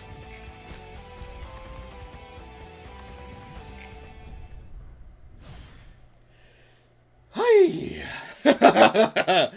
Ay, ay, ay. And for the final reception of Star of the City, yes, that previous reception was Star of the City, we are up against the Firemen. Florian. 127 health, normal to everything except for Pierce Stagger, 62 Stagger Resist. Radiant Extension. At the start of the scene, if this character has burn, inflict burn to all characters without burn equal to burn on self and restore 1 life. I'm not gonna attempt to say however the heck you say this. Okay, I'll try it once. Stoichiometricity. I think it was a fair attempt. At the end of the scene, if this character has burn and has more burn protection than burn, draw 1 page and recover stagger resist equal to burn on self. Mattydale Lay. Upon discarding a page, gain 1 protection, stagger protection, or burn protection this scene, and bottom deal. We know what that does. Triple Skid. Oh, I've been on the internet too long. I thought it said skib, so I thought it was like a skibbity thing. I was like, oh my god. Oh, if that doesn't say I've been on the internet for too long, I don't know what does. Combat start / on discard. Gain 4 burn protection this scene. On use, restore 2 light. He has 3 of those. Rapid dispatch. Give 4 burn protection to all allies next scene. On use, give 2 haste and 1 protection to all allies next scene. On hit, gain 1 haste. Hell attack. On use, discard up to 3 pages from hand. For each page discarded, a random ally gains 1 light and 3 burn protection next scene. On hit, inflict 1 disarm next scene. Oh, excuse me. And on hit, inflict 1 fragile next scene. Okay, and the double breach axe. On use, draw 2 pages, discard the page with the lowest cost from among the pages drawn, and gain strength equal to its cost next scene. On Clash Lose, discard a page with the lowest cost. The next die gains power equal to its cost. On Clash Win, inflict 4 disarm next scene. Fireman's Creed. Gain 10 burn protection this scene. On use, if user has burn, recover 10 HP and gain 2 protection next scene. On hit, give all allies 3 burn protection next scene. On hit, give all allies 3 burn protection next scene again. And Pyrolyses. Single use costs 2 less on the first scene. On use, inflict 6 burn to self, draw 2 pages, and gain 2 strength next scene. On hit, inflict 1 fragile up to twice. And the Firemen. Mattydale Lay. And nice and simple. Well, it appears as though it's the matter of burn versus paralysis. And of course, K-Corp ampules. Alright, I'm going for capacitor. We're just gonna soak the damage. That's fine. This will make it so we get even more paralysis. Then we can go for... You know what? We'll open up with an overload, and then we'll go for capacitor, which will help us out, because paralysis is going to buff us. Let's see. We could load a blood bullet. Honestly, I think I'm going to, and then we're just going to hold. Let's see. Stickers. I'm going to go for a sticker on Kura. Then we can go for Angel's Light. That should work out somewhat nicely. And then we can go for a Pack Onslaught just to stack the damage. Then I'm just going to go for double probing attack. Boop. And boop. Should draw 4 pages, if all goes according to plan. Angel's Light doesn't fully work out for us, but probing attack does get some good damage in capacitor. Okay, our blood bullet load did not work out even remotely for us, but overload did. Okay, probing attack, oh, not good. Pack Onslaught is going to make it so that we all draw, as well as get a little bit of haste. Next scene, impedance matching. Okay, could have been a worse turn 1, honestly. We do have quite a bit of strength to work with now. What's our sticker? 6 HP. The only one who really lost health was us, but we can't do that. There you go. Have some health. Okay. Now, this is how it's done. Then I'm going to go for a Decay Ampule. That should more or less go through. AC Transmission is going to make it so that we can draw, and then Wait There is going to give us a little bit of both. Then we're going to go for another How It's Done right here, and then we're out of light. That Zach really needs some more light generation. That's something I need to work on. I'm going to go for Unicorn Fencing on you. Actually, no, you know what? That's a bad idea. I'm going to go for Probing Attack, and then I'm going to go for Tail Whisk. That way we get some light and draw. We have... Yeah, let's do that, because we have 7 paralysis, so we are extremely buffed up right now. And then stack on the damage on the big boss. Okay, How It's Done ends up working fairly well for us. Okay, no Decay Ampules, that's fine. Unfortunately, not enough paralysis to win those clashes. Okay, big damage being done. Ooh, and we end up getting a stagger, which should, I believe, spread the paralysis. We're going to go for Laughing Powder because I do not want to be staggered. We could just finish you off, and honestly, I think I'm going to. And we will hit you twice, as well as have quite a bit of dice to work with. Let's draw 2 more pages, as well as give ourselves some more paralysis. Then over here, I'm going to stop you right in your tracks. We're going to go for Voltage Stable. Decay Ampule, just in case. Let's see, let's give a little bit of stagger back here. Angel's Light might go through. Then we can go for a Have This. Change our order on that just a wee bit. Let's see, you're coming for me, so I'm actually going to do On Guard. And then we're not going to use any more light. That way we're able to use what comes next. Sturdy Defense should work out quite nicely, and then we're just going to hold. Okay. Arc Rush! Him being marked with 7 paralysis is quite a bit of damage. Okay, AC Transmission, bonk. On Guard does end up going off, so we are going to be empowered next scene. Have this for a little bit of decay and superior defense, because you ain't getting through that. Okay, now I'm gonna reroll. Reroll again. Elation right here. Okay. Now, oh, we need 5? I thought we needed 4. Dang. Alright, that sucks. So we're not going to be able to use that. That's fine. We can go for Frozen Magic Bullets. Kura, I expect that you should be able to take this out. No problem, my friend. You've got the power and the means. Let's see. We'll go for another How It's Done right here. Then I'm going to go for a Pack Onslaught. Let's go AC Transmission, Capacitor, and another AC Transmission. Should be the end of this fight.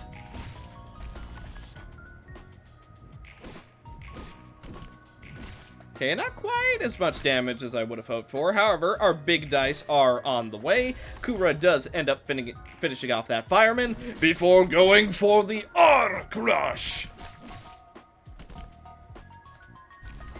And it seems as though paralysis on the tankiest floor available to us is more than enough.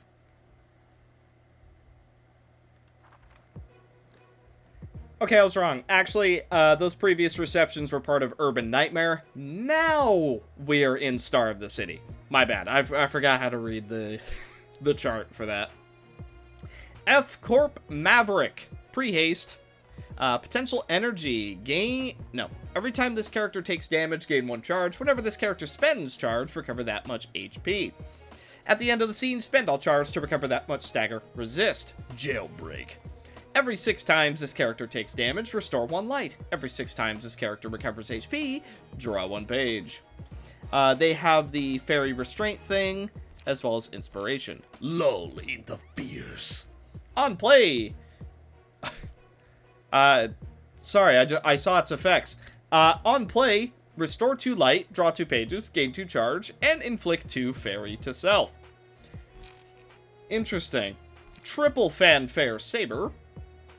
After use, deal damage to self equal to emotion level and gain 1 charge. At 5+ charge, also gain 1 damage up the scene. At 10+, also restore 1 light. On Clash, spend 1 charge to boost the power and maximum value of all dice on this... Value on this page by 1. On hit, deal 1 to 3 damage to 1 to 3 random characters. Double open sesame. Single use, while this page is in hand, upon spending charge, give it charge equal to half the charge spent, rounded down. On use, spend 10 charge to give the last die on this page. On hit, spend 5 charge to inflict 1 fairy. Prioritize the spending charge from this page. Mouthfuls. Okay. On hit, gain 2 charge. On Clash, gain 1 damage up the scene. At 5+ charge, also gain 1 vitality. At 10+, gain 1 protection. What is vitality? Upon recovering HP, this scene increases HP by X. Double Flutter Dance. On Clash win, gain +2 power, gain 2 charge, destroy the next die on this page. On hit, gain 1 strength next scene. Target's current die cannot be recycled. On hit, gain 1 haste next scene. On hit, gain 1 damage up next scene. An Enthused Bead. On use, for every 3 times user took damage to scene, add a copy of the first die to this page up to 3 times. On Clash, gain 1 damage up the scene. Okay, it's the same one as earlier. And on hit, spend 2 charge to recycle this die up to 6 times. I think we're going to let Tifra sit out, and we're going to bring Lily. Here we go. Okay. Fanfare Saber. I'll tell you what. Frayed Sword.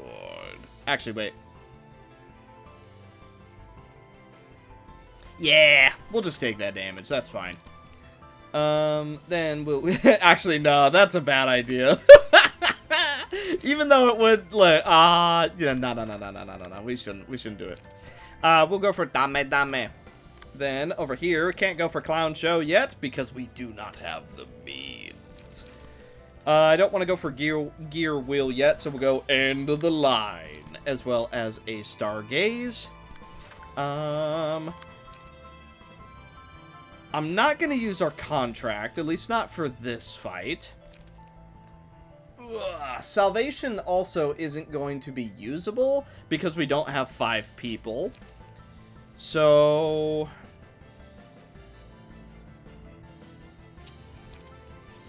let's go Instinct Release. Then I'm going to go for Anesthesia because we don't need the power anyway. Then Kinsey with the deck that we used to have. We're going to go for Venom. We are not courageous, so that won't do any erosion. And we'll do Venom again. Double Blunt, Anesthesia. Ouch.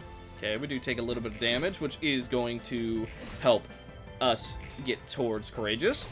Instinct Release is going to make it so that we can heal quite a bit of health in this floor. Stargaze is somewhat going to work.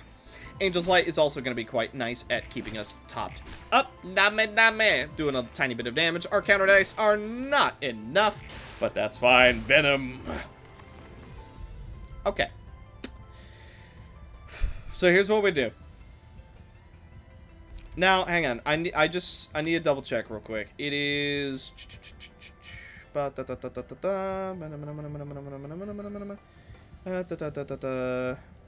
Okay. Alright, so I do remember. So what we're going to do in that case, I'm going to reroll once, and we're going to go for Despair. Okay, and now, because of emotion level 1, we get Love. Very, very nice. Okay. By the way, I tried to do the Persona fight on a floor that wasn't for Tifrith. Boy, that fight is just really hard. I'm gonna have to keep working at it. But yeah, I was told that I should do it for the extra pages on a different floor. I don't know that that's happening for now, because holy moly, that fight is so much harder on different floors. We're gonna try and inflict Thanatos Mark, and because we now have the card, we are going for the Frayed Sword. I guess I'll just go for double Gear Will, because we're sure not doing much else this turn. We don't have enough light to go for Stand with Bravery. So we're going to go boom. I'm going to go for a Courageous Blow. Then, let's see. Why not? We'll go Mass Individual just to try and get a little bit of value, and then we will double draw. Let's hope it's enough. Such a cool effect. Woo! For justice! Okay, Gear Wheel, obviously, not going to work out for us in the slightest. We know that. But it is going to buff everyone up, which is very, very nice. They are also taking a little bit of damage from Fairy, which works out for me. You get staggered, and our counter dice is not going to be enough. However, they don't have as much restraint as they do Fairy, so they're actually taking quite a bit of free damage. Looks like you guys should have gotten more restraint. Oh. Okay. I'm gonna go for Starry Memories. That way we could try and get Blade unlocked, as well as Spirit Defense. Then, let me see. We could go for Broken Grail, but we become uncontrollable. Honestly, that's a sacrifice I am willing to take. Then we'll go for 4 Love to restore some light. Kinsey still needs to lose some clashes, so we'll just go for a counter dice and then gain some strength next scene. Then, over here, this will give us 5, which puts us at an uneven number, which means that we can go for Astral Resonance, which will gain the +4 power. Okay.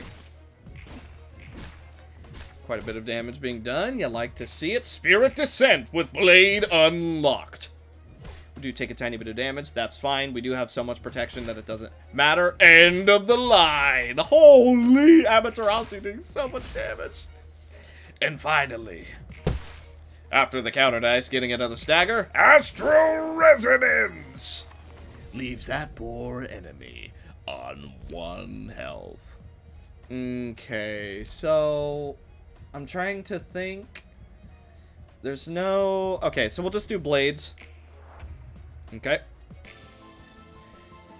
Oh, we all get love. Oh. Oh, I didn't... Wait a minute, aren't you supposed to be uncontrollable?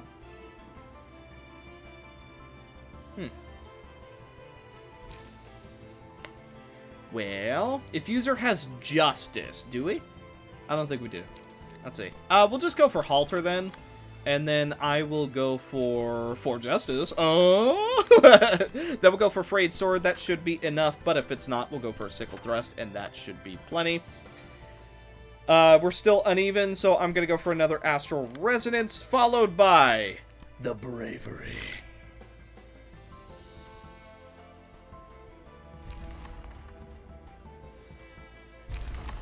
It looks like Bravery to stand against was more than enough. Tifrith is one of our strongest floors.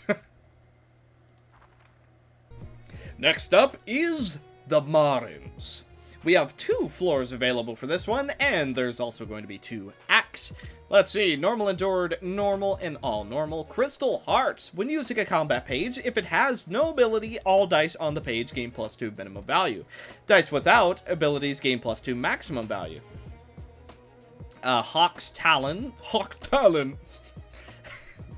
Oh, dear.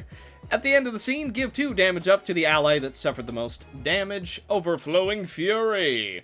At the start of the scene, if this character has less than 3 light, deal 10 damage to self and restore 3 light. Whoa. And Light of Daybreak. Deal more damage if they have burn. Stagger damage.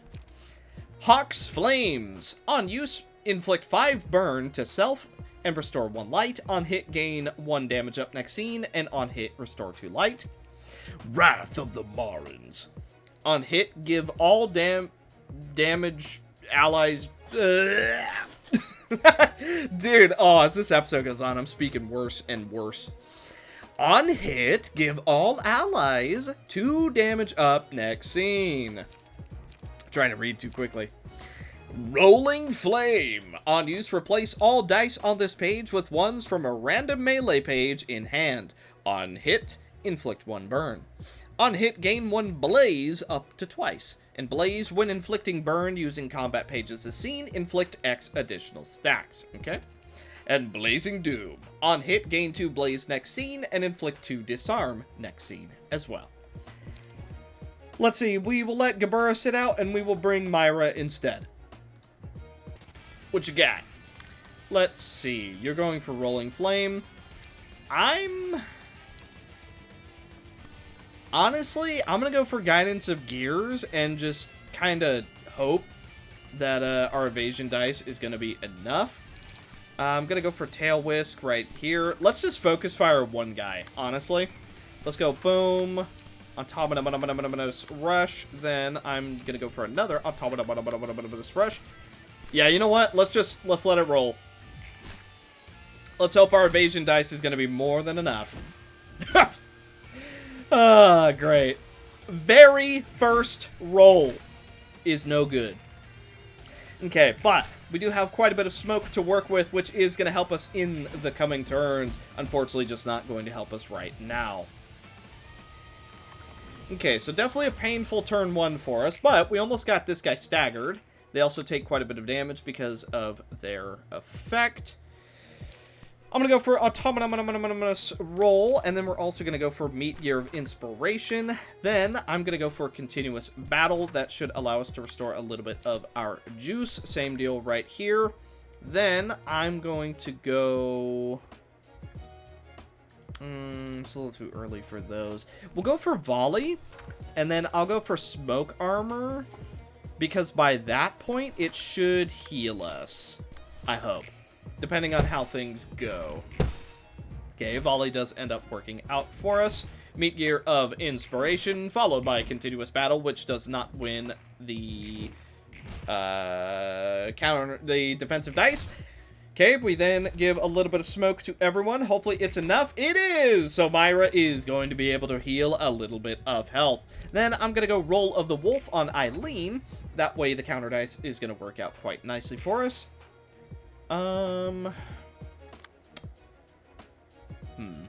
We'll try and go for a heal right here. Then I'm gonna go for Meat Gear, or Thought Gear, Indoctrinate. We'll go for a Vapor for big damage. And then I'm gonna go for Continuous Battle and Smoke Armor. Behold! Witness the angel bathed in smoke. Well, I hit one of them. That's better than what you would normally see. Oh, unfortunately, we do evade our attempt to heal, so that's real unfortunate, but it's not the end of the world. Continuous Battle does manage to get through and gets us a kill, followed by Smoke Armor, which is going to heal us up for whatever HP we might have been missing. Now... I'm just going to go Guidance of the Gears. Let's go for another Guidance of the Gears. Then we can go for Obstructing View. Automatus Rush. So we can't do that yet. Honestly, we'll let that ride. Okay, our defensive dice does help us out quite a bit. Obstructing View, being a slash dice, also does plenty of damage. And we're on to Phase 2. Okay, Phase 2, we're actually allowed to bring all 5, or maybe we were last as well. I don't know. Whatever. Crystal Heart, Hawk Talon, Overflowing Fury, Hour of the Wolf. Gain a slash counter die 4 to 8 at combat start. All dice gain +2 power for each untargetable enemy. Ooh. Wrath of the Marins. When using Wrath of the Marins, gain an additional effect. All other allies restore 1 light and gain 1 blaze next scene. And Remembrance. Oh boy. Let's see. All of them are the same except for Focus Wrath. On hit, deal damage to self and gain strength next scene equal to half of the damage dealt, up to 7. Whew. Okay. That is a scary passive. But not scary enough. Okay, time to spread the smoke. Okay, Angel's Light doesn't work out for us at all. Autonomous Rush also, unfortunately, not really working out for us. Continuous Battle, I was really banking on the fact that we would have enough smoke by then. Unfortunately, we did not. So we're in for quite the beating and not a lot of resources being regained. Multi-slash is going to allow us to heal up everyone just a tiny bit, though. Let's see. You know what? Should we just do Fear of Water? I know it's such a bad idea. I'm going to do it. I'm going to do it on Myra. She's not a vampire, but whatever. Behold, the smoke gathers, and you are enveloped in it. Okay, we're going to go for smoke armor. Then we're going to go for a continuous battle. Then over here, another continuous battle is in our future. Then we're just going to hold, and I'm going to go for a tail whisk. Then medical care. Oh, we do have counter dice to worry about. Ooh, medical care right here. Easy. And then we go for autonomous rush. Okay, this should be quite a good turn. I say, losing to 3 clashes immediately. Okay, smoke armor will still heal us up, so I think it's still worth using. Obstructing view almost gets through those. Medical care is going to give us quite a bit of healing to work with. Ooh! Alright, that counter dice really kicked the crap out of us. Oh, that's so not worth it. I shouldn't do it, and I'm not going to yet. We're going to go for Redled Welts on Roberta, as well as Smile. Okay. We don't have enough light for the scenery, so I'm just going to go double Guidance of the Gears. Then, let's try and debuff everyone as much as we possibly can. I'm going to go for Remembrance. I know that's a weird one, but let's just hear me out, let me cook. We're going to go for Mass Smoke on everyone, and then I'm going to go for Autonomous. Let's see, we don't have enough healing to use this yet. It has to be at 0. We could go for Heavy Visceral Shot, but no one is staggered at the moment. So I'm going to go for Smoke Armor. Yeah, Smoke Armor... 5 to 8, that should work. We will still take a little bit of damage, but it should work out in our favor. Alright, let's hope it's good enough. All of them are debuffed for the scene, which is going to help us quite a bit. Thought Gear. Indoctrinate. Be bathed in the holy smoke. Hooray! I love it when things work out for us. Volley, getting us a stagger and a kill, as well as healing us up. We take out a second enemy, followed by taking out a third. Okay. Remembrance does go off. That's going to buff us up. And it looks like we have survived the turn. Now, as for what our plan is, I know you're curious. I'm going to go for Thought Gear Inspire. And then there's only really one way to end this fight. Wouldn't you agree? Alright, let's see the scenery of that day.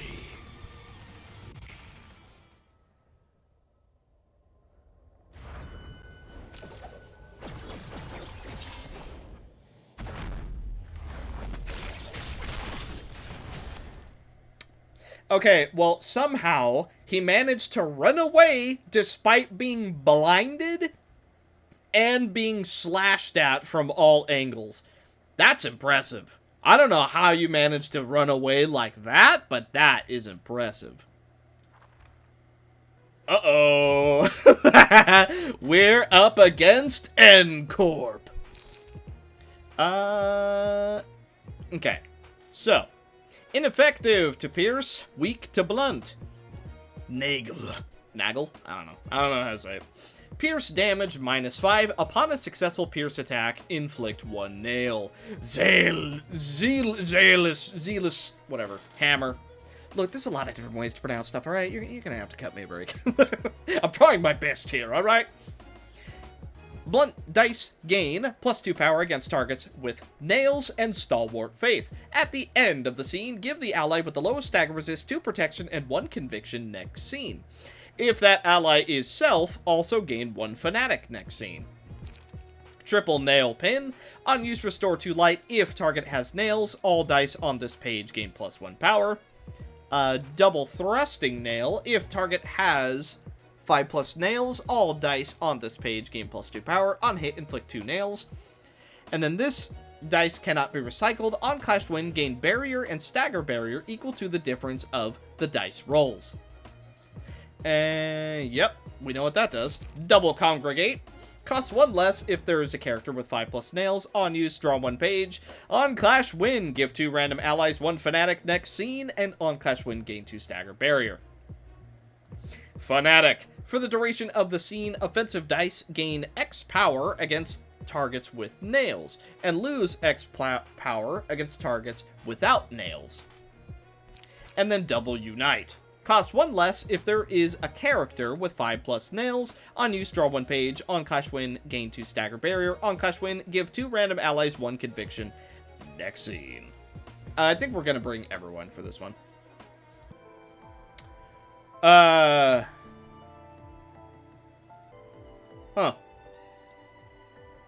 What, Right! Duh! I'm so stupid. Right, I completely forgot. We gave Angela, a new set of passives. Right, I just... Seeing her health drain to 1 just really threw me off. But yeah, no. That's intentional. That is part of her deck. I know it's, a bit of a weird one, but trust me, it is part of her deck. It's what she does.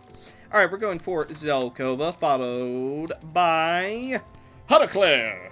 That should be just fine. Then we're gonna go for Unity, Rationality, followed by United March. That way we can get a little bit... Oh. Vigorous Hammering. I don't seem to remember that one. On use, restore 2 light. If target has nails, all dice on this page gain on hit, inflict 1 paralysis. Next scene. Inquisition. On use, draw 1 page. If target has nails, all dice on this page gain +1 power. Some of you have pages that I didn't see. Okay. We're gonna go for Unity Highlander, because you know how much I like my Highlander decks. Then we're just very simply gonna go for Guidance of the Gears. Unity Regenerate. That way, if we take a bit of damage, we will heal it. Unity Fearlessness for the exact same reason. Let's see. I'm gonna go for Unity Fiction, because we could use a little refresher. By the way, after we finish all of the receptions, I am going to be showing off every single one of our decks, because I know it's been a bit of time since I've done that, not to mention, I'm sure a lot of you guys are curious. So don't worry, we will be showing off all the decks somewhat soon. Okay, we do have a little bit of nails on us. Unity Rationality is going to do some pretty good damage, especially because they are weak to blunt. Well, weak to the stagger of blunt anyway. Unity Highlander is going to give us a little bit of value, but we do have quite a bit of nails coming down onto us. You know what? Why not? We're going to rake it in. Rake is so difficult to use. Okay. So, nails.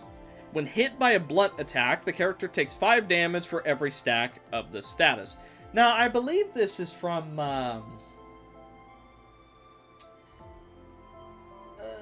No, I'm totally making that up. I'm thinking of a modded page. Never mind. Alright, we're going for Unity Guard, followed by Unity Courage. Then I'm going to go for Unity Love and Unity Strategize, which is going to give us some more stuff to work with. Alias Arsenal will make it so that we can refund a couple things. Then we're going to go for Havoc Logic to get some of our light back. Unity Happiness is going to let us get a little bit of light, followed by Unity Bolster, so we all have +1 extra strength. I'm going to go for Unit Strike, just so we still get the benefits of Unity, and then we'll go Pack Onslaught. Okay, that ends up working quite nicely for us. We are going to have a extra Pierce dice to work with now. Unity Bolster is also going to give us +1 power for everyone else. Unity Guard is going to make it so we're nice and safe. Okay, Unit Strike with the extra attack. Unity Happiness. Okay. Unity Courage. It's definitely working out quite nicely. Oh, and then we immediately take 20 true damage. Youch. Okay, Havoc Logic. Okay, Pack Onslaught might get us a stagger. It was somewhat close. Okay, next up is going to be Courage. You already know we're putting it on Angela. She is kind of the glue that keeps everything together. Let's see. I'm going to go for Wheels to try and absolutely get you out of the way. Then we'll have a Unity page in use. Do we have... Oh, we do. Unity Hope. Boom. Then I'm also going to go for... No, I'm just going to wait on that. Little bit of protection for all of us. Then we can reduce... Maybe we reduce nails? I don't actually know on that one. Unity Highlander. And then... Let's do Unity Intercede. Then... I'm going to go for Swift Offense. That way we can get a little bit of smoke.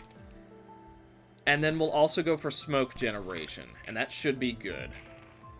And we are doubling the effects of our Unity pages this scene. So we're really looking good.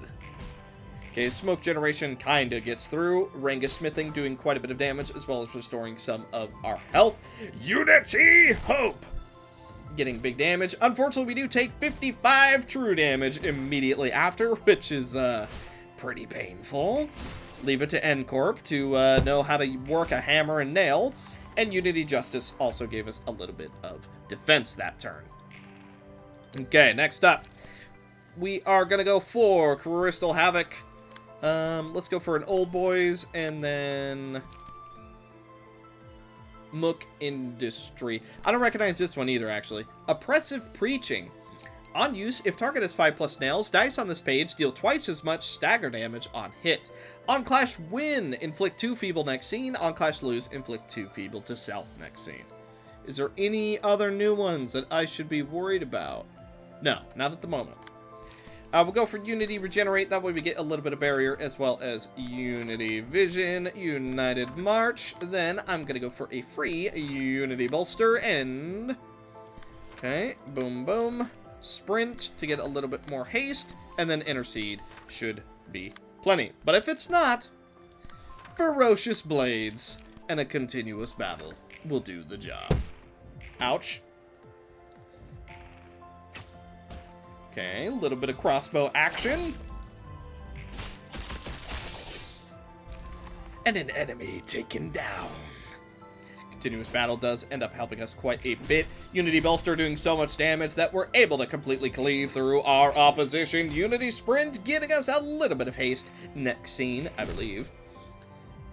Okay, Intercede getting us a stagger. And that right there is basically this fight. And now we face the N-Corp High Inquisitor. So far the same. Noble be thy sacrifice. Upon defeating an enemy, gain 2 damage up next scene. Upon being defeated, give all allies 1 strength next scene.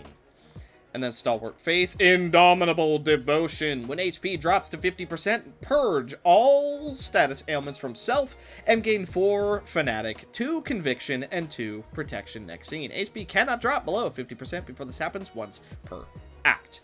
And then also Unrelenting. So you have 2 stages of not dying. Triple Nail Pin, Triple Inquisition, The Great Task. On use, give all allies 1 Fanatic next scene. If target has 5+ nails, also give all allies 1 Protection next scene. On hit, inflict 1 nail. And finally, Whistles and Whispers. Costs 1 less for each character with 5+ nails. This page is exhausted on use and returns to hand after 3 scenes. Combat start. All allies recover 15 stagger resist. Give all allies 2 Fanatic and Conviction. The scene deals 0 to 15 stagger damage to all enemies. Yeah, that's Whistles, alright. Ay, ay, ay, that's a big old hammer. Okay, well, let us see what can be done. Unity Highlander is the most obvious opener, followed by Unity Regenerate and United March. That way we get a little bit of our resources back. We don't have any Unity pages on Bong Bong, so we are just going to go for Faded Memories. That way we can draw a little bit. Guidance of the Gears and Smoke Generation will also help us out quite a bit. I'm going to go for Unity Happiness. That way we can get a little bit of light. Unity Bolster. That way we are all powered up. Let's go Unity Courage, Unity Justice, and then Unity Intercede. Then, this is a Unity page, so you already know I'm going to be going for it. Let's go for Ranga Smithing, Crystal Havoc, and I'll also go for Old Boys, because I want you to be at 50% so that you are disempowered. Faded Memories. Okay, we do get a little bit of draw on everyone. Fair amount of damage on the High Inquisitor. As it turns out, if you're using a literal gun, it's kind of hard to beat that with a hammer. Okay, Unity Regenerate. We do have enough smoke to where we should be able to go for a huge Ferocious Blades. Unity Justice getting reused because of Alias is quite nice. We get a stagger on the High Inquisitor. Big damage going around, all around. It looks like the power of literal brainwashing isn't quite as strong as the power of friendship. We'll go for Wheels. That way you are guaranteed to hit 50%. Then I'm going to go for Mook Workshop to get a stagger. Unity Love should work out just fine. Unity Fiction, actually, as a little bit of a resource generator. Then we could go for a Unity Hope. And Unity Bolster. Let's see. Anything else that we should be using? No. Yeah, it should be fine. Let's do that. So, all of us are going to discard our hands, but then we're all going to draw basically max hand size, because Unity Hope doubles the Unity effect, whereas the other Unity one, Fiction, is going to make it so we discard our hand, but we draw a bunch of cards. Now, you're guaranteed to hit half health this turn, so says I. We are going to have a little bit of nail problems to worry about, but that should be okay. I'm real tempted to go for Emerald and just see what happens, but I think we're going to do Power of the Past on Bong Bong, and then we can also go for False Throne. Oh, whoa. Wait, I didn't realize that. With every stack of nails, hang on, I'm going to try and zoom in as much as I can. Yeah, for every stack of nails, they actually have nails that are sticking out of them. That's really cool. That's a fun detail. That's really fun. Okay, now that our camera is somewhat back to where it should be, too early to go for Innocenza as much as I would like to, so we're just going to use up the rest of our pages that we need to do. It is only 3 of them, so we're just going to make sure that we land those. I'm gonna play this round a little bit slowly. Let's do trust.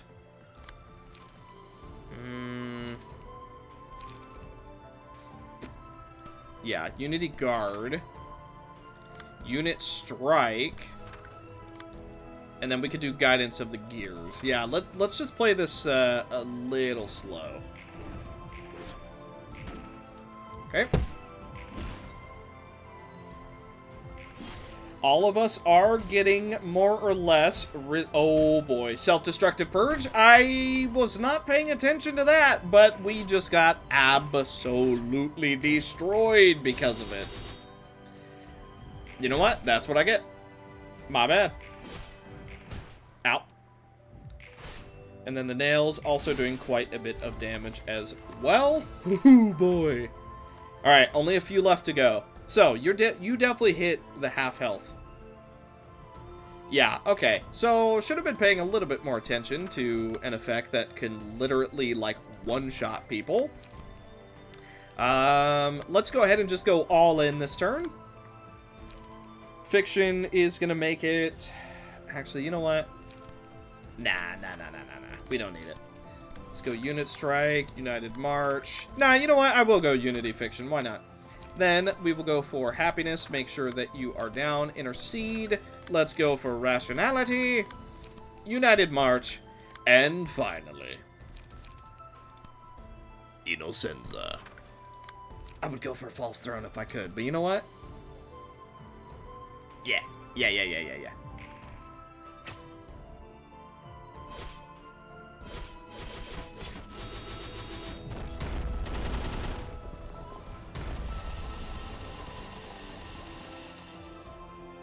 24 damage being done. Certainly not bad, but let's hope that we can take out the followers before the Inquisitor finds his mark. Okay, Unity Highlander is going to help us out quite a bit, followed by Unity Fiction, which is gonna make us discard everything, but it should be worth it. Ow. Ow. Yeah, that extra power you get against people with nails, very, very scary. Okay, we're gonna go False Throne to bring Bang Bang back. I'm gonna go... Let's go double nail pin. Why not? We will use your strategy against you. Let's go for Mook. Havoc Logic. We're not really using any of our Unity pages, so I will just do Unity Bolster. Nah, you know what? We can do Boom, Boom, Boom, Boom. And then Unity.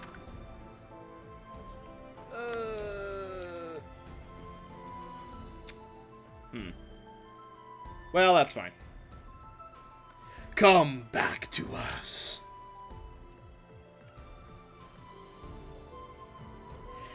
Now, we do still have Unrelenting to worry about, which just triggered. Nope, it just triggered now. So there's going to be one turn where the High Inquisitor can potentially retaliate against us.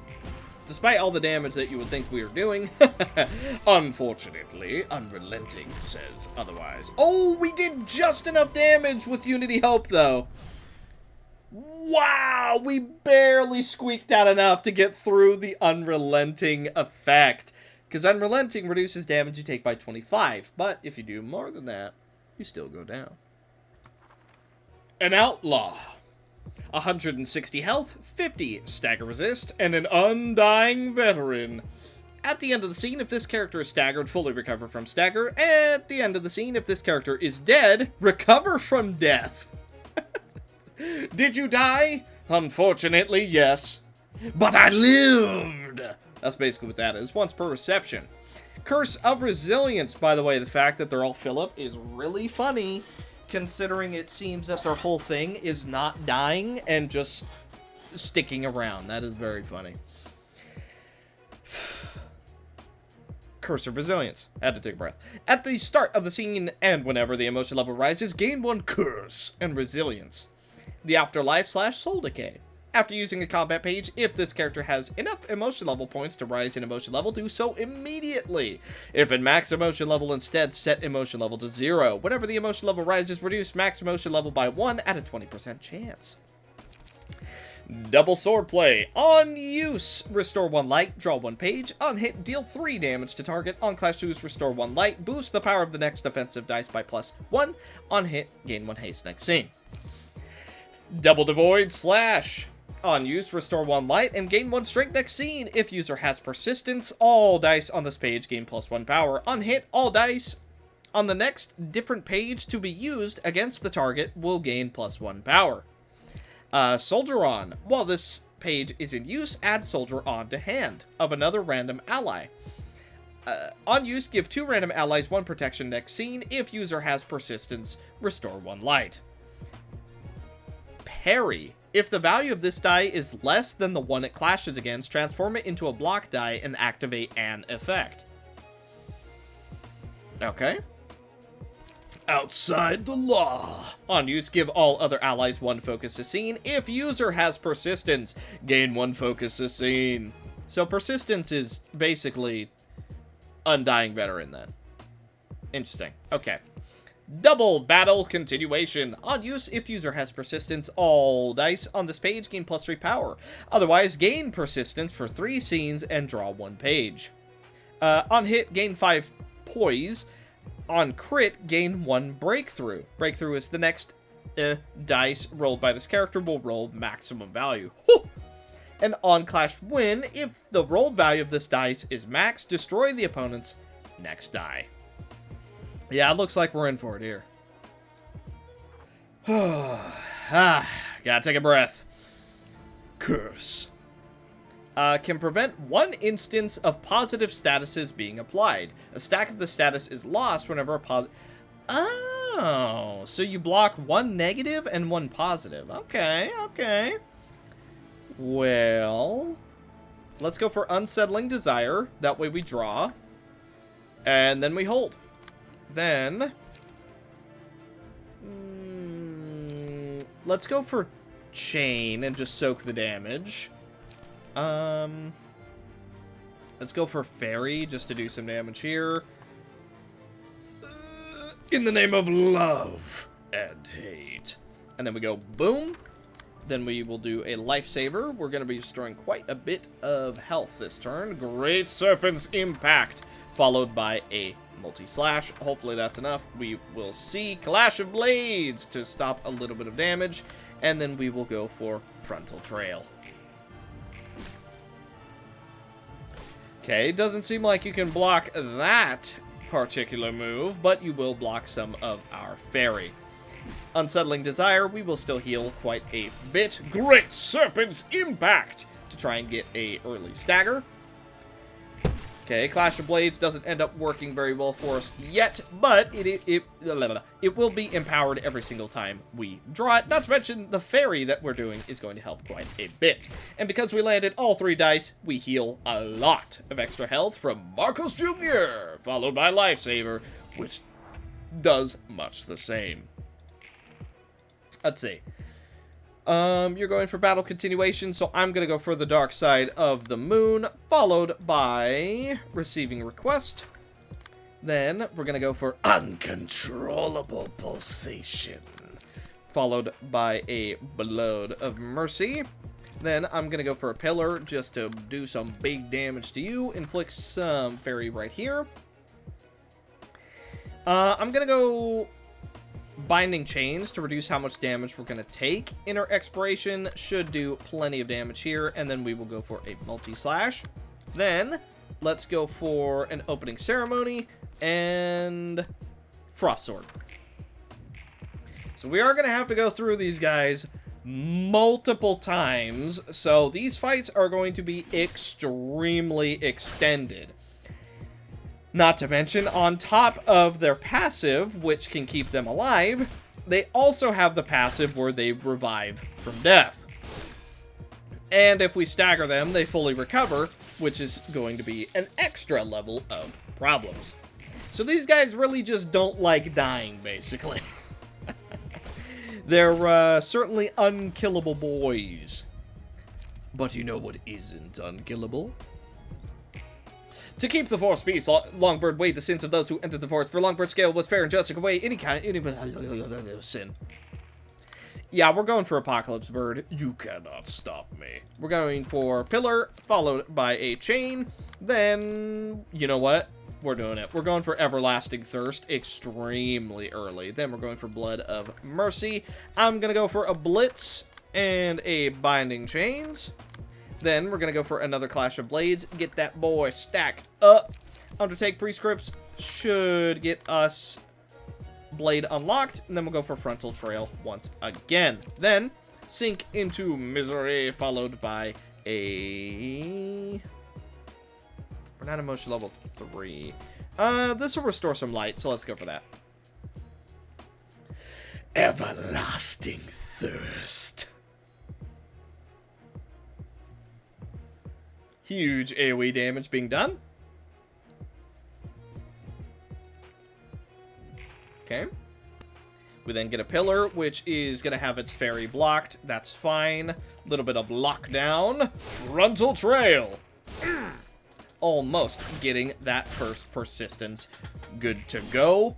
We are Blade unlocked. Okay, Clash of Blades. We do get another Stagger for our belt. Blitz. Okay, you revive. So he has one more revive. Let's try and remember. But there's a lot of people to remember it on. Okay. They're all very, very low. We're going for Big Eyes. Big Bird, with its many eyes, decided to watch over the forest for intruders, for Big Bird's eyes could see very far. It could see things that we cannot see. Well, I'll tell you what. That effect is definitely working already. We will go boom, boom.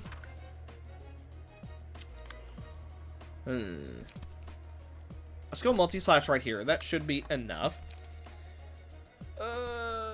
Uncontrollable Pulsation should be able to get through here. Then we can go for a Pack Onslaught. Then over here, we're going to go for Great Serpent Impact. That should take you out, as well as an Exploit Vulnerability.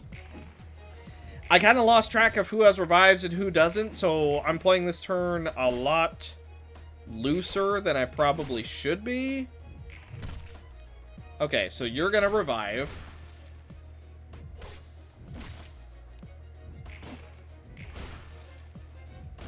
Okay, we didn't even take everyone out, so we are going to take quite a bit of damage this turn.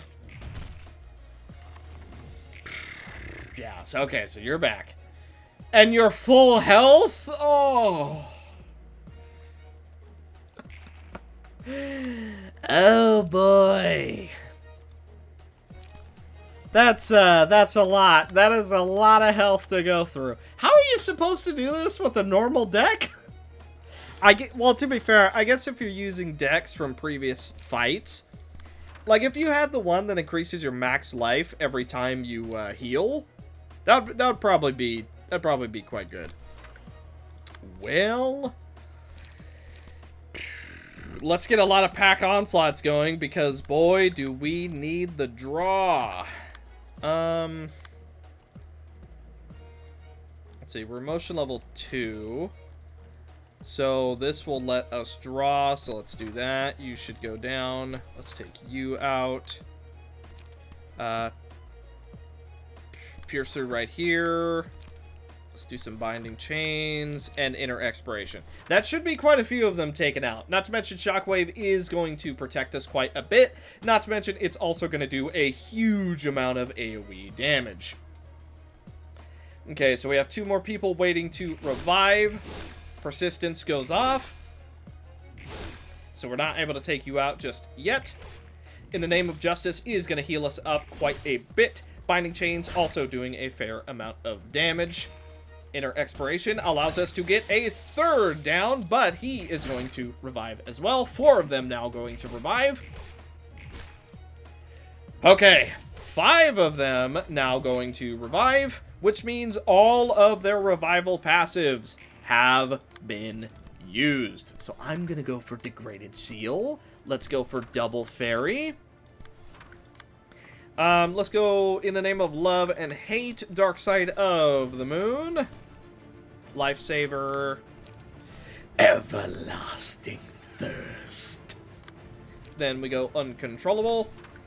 I'm gonna go unsettling. There is a small chance that Yukari just flat dies because of everything that I'm doing, but you know what? If we can get through these guys, then so be it. Sink! And Great Serpent's Impact.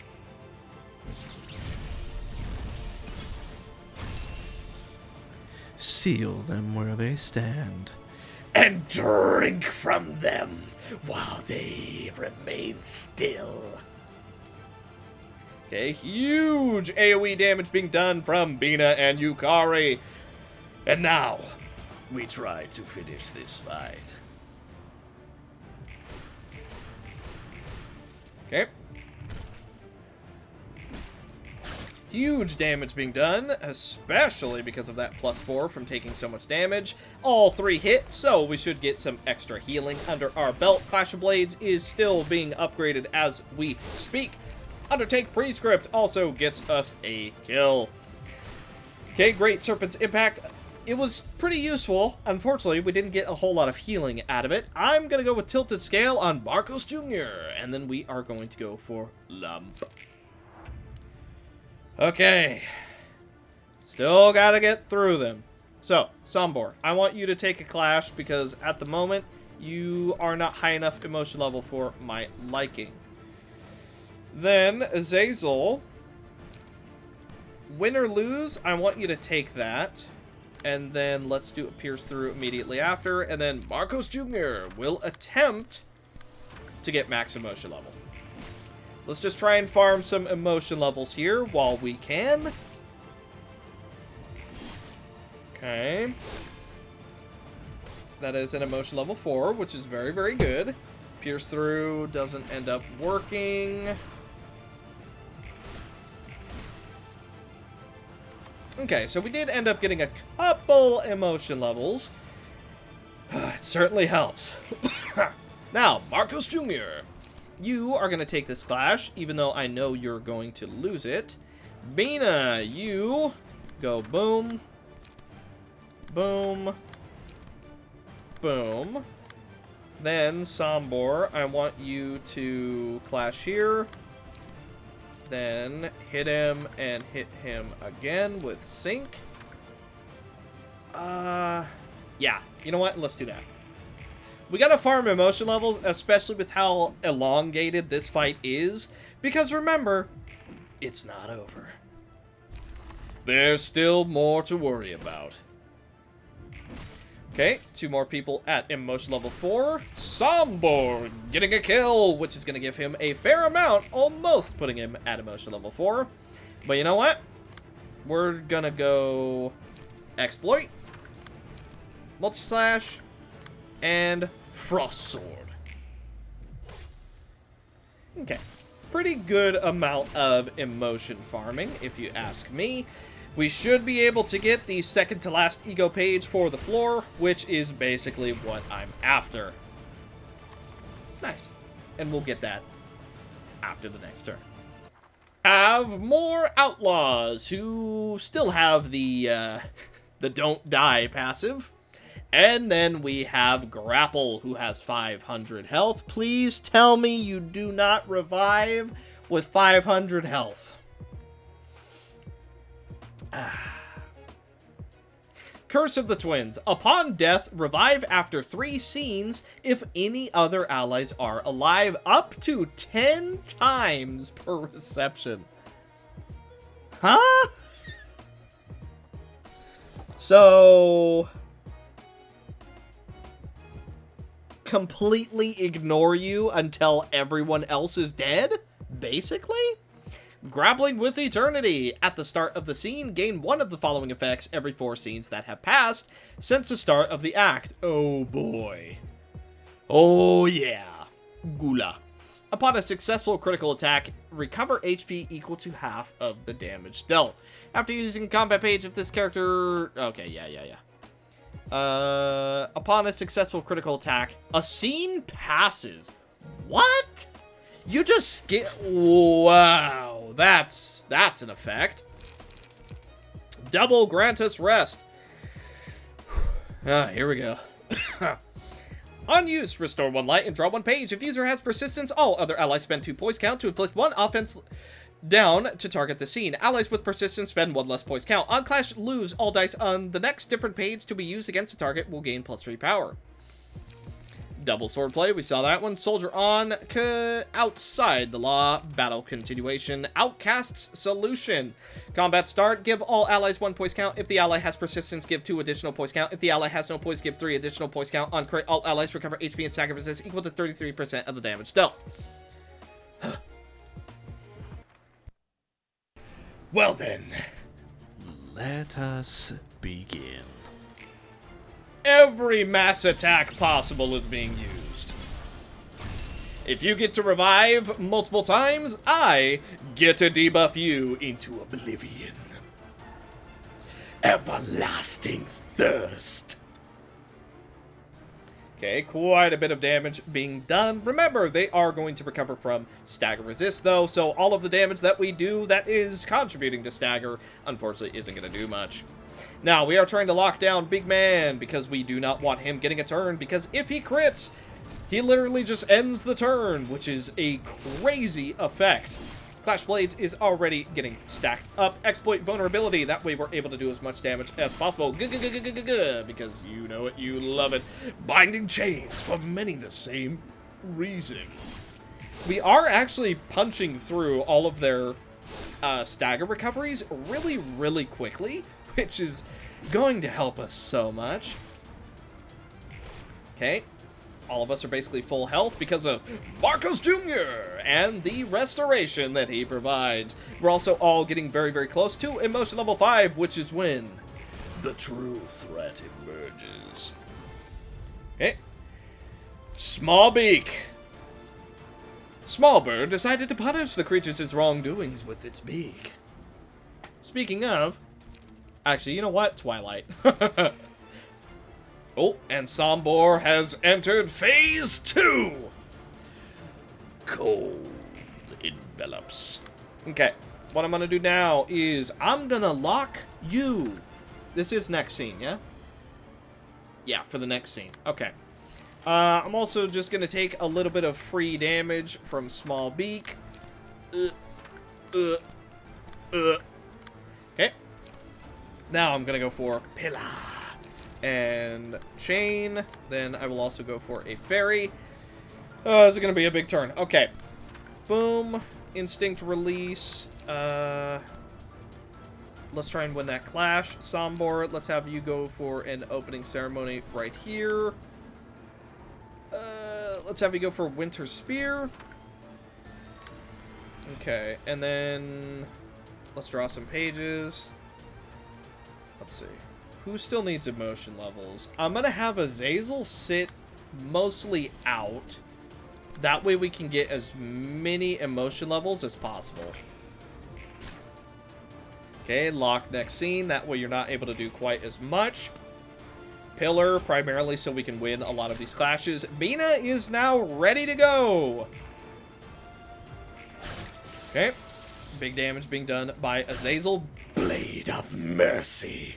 Yukari does need a lot of emotion levels. Unfortunately, she just does not have light at the moment. Okay. Pierce through, doing some good damage. Marcos Jr. getting quite a bit of healing as well as trying to get enough emotion levels. Sombor also doing much the same. Okay, Winter Spear. Aha! There we go. Only 2 more people need to hit emotion level 5. And then this battle is so unbelievably over. Okay. Let's stop this attack. Let's stop this attack.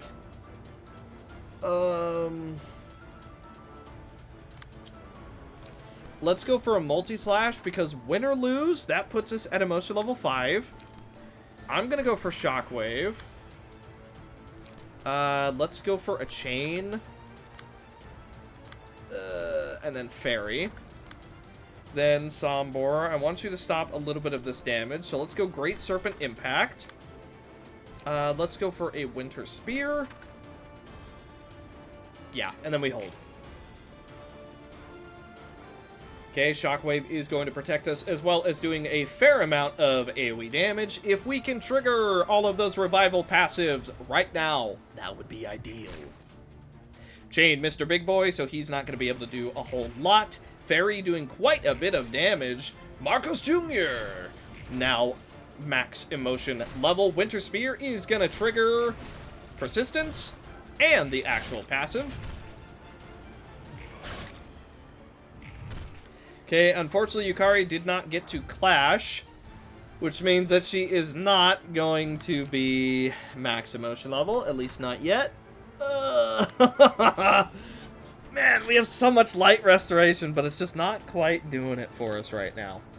Okay, Degraded Seal. We don't want Big Man doing anything. Let's reduce their power and also inflict some paralysis. And then I think that should be good, honestly. I know I'm playing this omega slow, but honestly, I think that's just kind of the way to do this. Okay, multiple passives are about to go off, which is another reason I didn't want to go too terribly ham, because you don't know who's actually going to go down and who's not. Okay, Yukari draws ever closer. Okay, we should hit emotion level 5 this turn. We're going to go for Unsettling Desire, as well as a pack onslaught, and that should be plenty. Now, we're, once again, going to go for double chain. Big Man, you don't get to do anything. Then I do want to restore a little bit of our light. Marcos Jr., I want you to go for Instinct Release in the name of love and hate. Let's go Lifesaver and Receiving Request right here to try and take this guy out. Sombor, I want you to take this guy out because he still has a passive to work with. Then you can go Frost Sword. Then we go Clash of Blades. Inner Expiration. And... yeah, I'm not letting Grapple do anything. Bina is, quite simply not having it. You do not get to have an action because I will simply not let you skip a turn. Okay. Instinct Release, just trying to whittle people down as much as possible. Ooh, Persistence did not go off, so that's his actual passive. Okay, Pack Onslaught. Oh, please, Yukari! Okay, Frost Sword dealing quite a bit of damage. Good. Ooh, that guy is actually down. And then we have another one triggered. But enough talk. It's time. Then, in the middle of all the chaotic cries, someone shouted, "It's the Beast! A big scary monster that lives in the Black Forest. And apocalypse draws near. Let me show you." Okay, we're gonna go for Fairy. Nah, you know what? Blah. Blah. Blah. Why are we just not getting light back?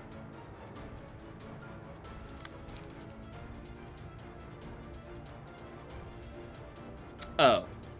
Wait, what? Wait a minute.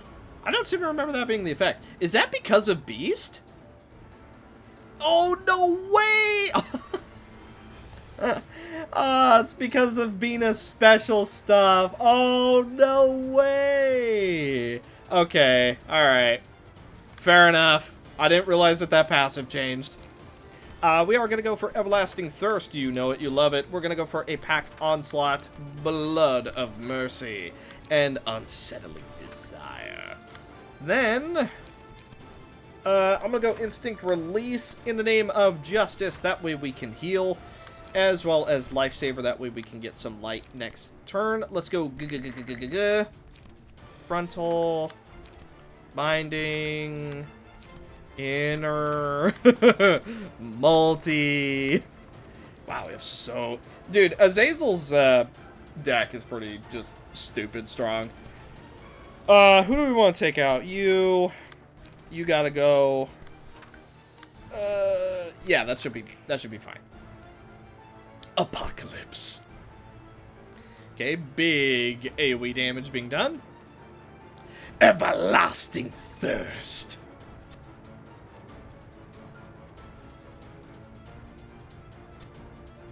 Okay, persistence went off at the bottom right guy.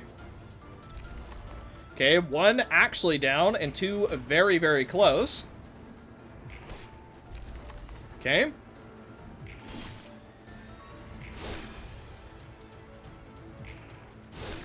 Oh, we're so close. And we do not want to kill Grapple until all of them are dead. Now, we're actually making some pretty dang good progress, though. Ah, it looks like only Grapple remains, with not a single worry in sight. Get him, boys.